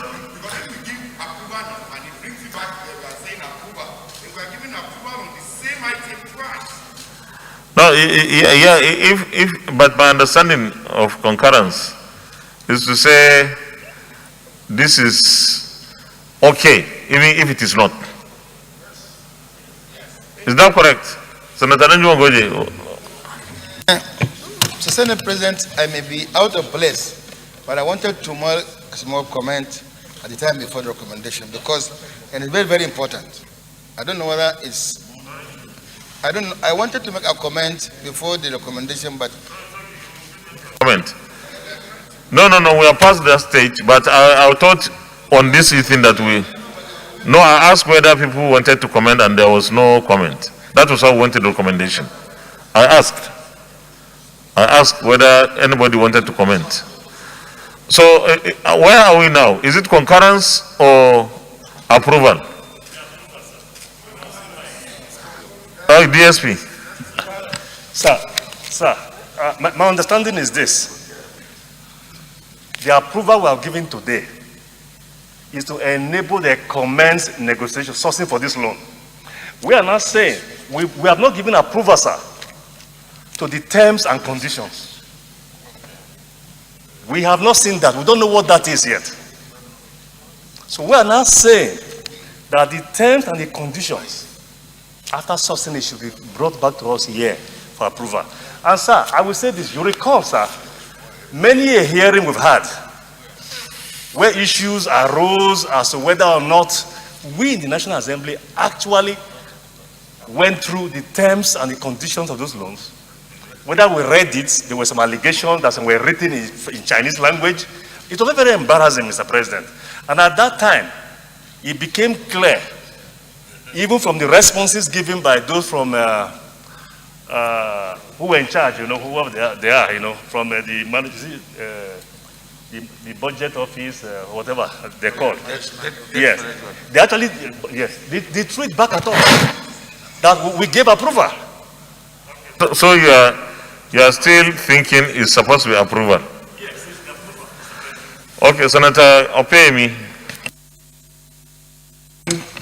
Michael Opeyemi, Bamidele Ekiti Central. Is this a legal word? It's a constitutional issue. There was also a letter of request from Mr. President requesting for the approval, not the concurrence, of the Senate. And if you also look at the report presented by the committee, the opening paragraph of the report on page 1 said the Senate of the Federal Republic of Nigeria on Tuesday, 1st of June 2021, considered the request from Mr. President requesting for the Senate approval of the federal government to go down. Sir, what is before us is not a request for concurrence. To talk about concurrence, we know that there was another approving authority somewhere. That decision has been taken. We are either to concur or not concur. What they have come to seek is an approval. And what we are giving is an approval, Mr. President. So the word should be approval, not concurrence. Senator Ladon, you raise your hand.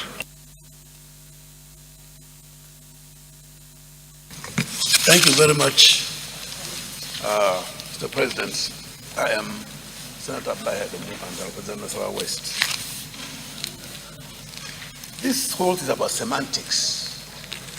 The facts of the matter that went to this committee and are reporting to us is that we, as requested by the letter from His Excellency the President, we have approved the request.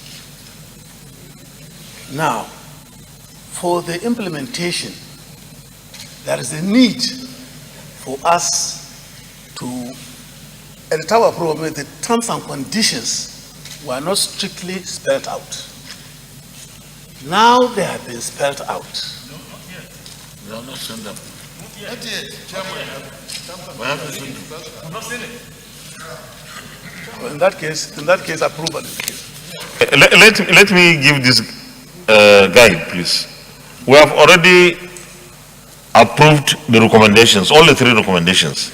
I raise the question of whether they have seen this thing, and of course, the operative word, whether it should be concurrence or approval. It's not like we are going back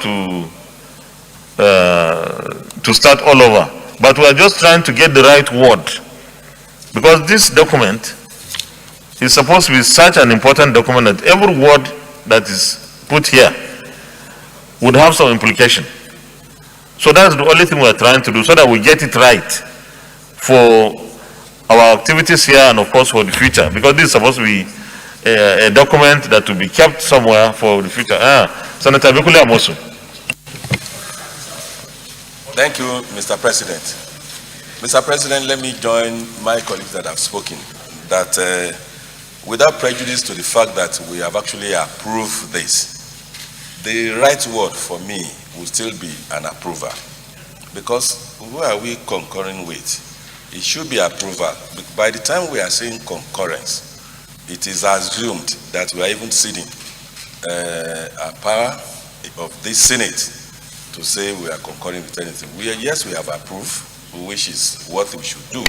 Indeed, if you look at the tenets of even obtaining, granting loans like this, approval should be the right word. Even when you talk to the lawyers, they will know that the word to be used in this instance is just approval.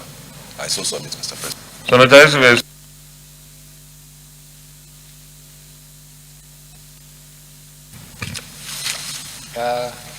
Thank you, Mr. President. What I think we should have, without prejudice to what has happened, what we have passed, ordinarily I could have made comment, but it has passed. It should be ratifying what we have approved. Because in the first place, we ought to have known what the terms and conditions of these loans are before we even approve. But my understanding, it should be we are approving the negotiation for the loans. And the final approval will come back to us.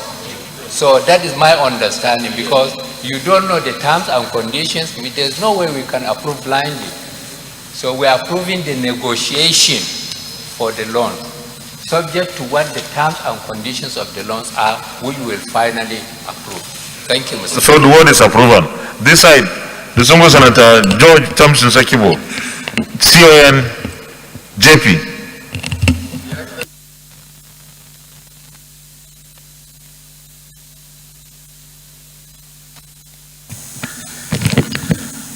Mr. Senior President, there are two issues. First issue, the President has requested for this for approval. We have done it. Having done this preliminary approval, they are going for the negotiation of the terms. Now, assuming they negotiate and then they come with terms that are superfluous and are too high, can we just say yes? Concurrence actually means accordance in opinion or agreeing to an opinion. Now, if they have given us an opinion, this is what we are, this is terms we are giving to you, and the terms are not in accordance with our view, do we just say yes? No. So I think the word we are going to use approval. Okay. Well, Chairman, I think the preponderance of opinion here, especially from our colleagues who spoke, is that it should be approval rather than concurrence. Do you have a problem with that? No, sir. It's okay, sir. I don't have a problem with that. So can you move for the amendment of that recommendation?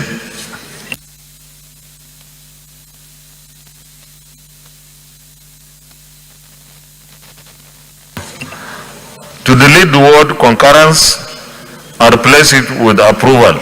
So it will just move that.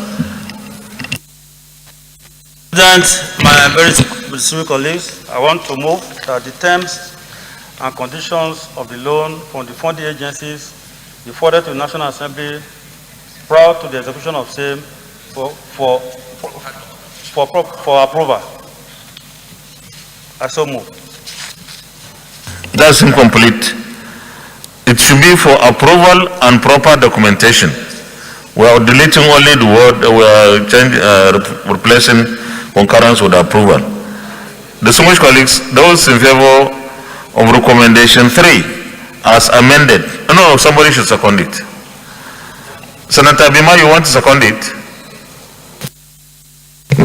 Thank you, Mr. President. I don't seem to agree that... No, we are past that stage. I need someone to second it. The DSP himself.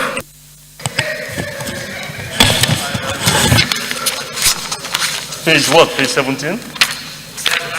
DSP, the last page.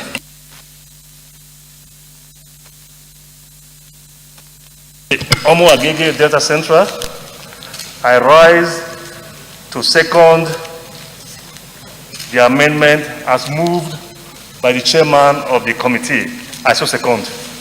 Distinguished colleagues, those in favor of recommendation 3 as amended, say aye. Those against say nay, the ayes have it. Leader of the Senate, I think we have to adjourn. Mr. President, my highly respected colleagues, having judged the mood of the chamber and also the amount of work that our committees have, I move that we suspend and step down all other items on the order paper to another legislative day. I so move.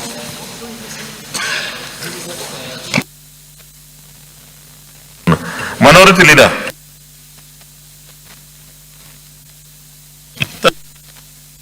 Thank you, Mr. President. I so second. Distinguished colleagues, those in favor of the motion that we stand down the consideration of the remaining items on the order paper till another legislative day, say aye. Those against say nay, the ayes have it. Leader of the Senate. Mr. President, having come to the end of our deliberations today, I rise to move a motion that this chamber do adjourn to Tuesday, 16th November 2021 at 10 a.m. from. I so move. Minority Leader.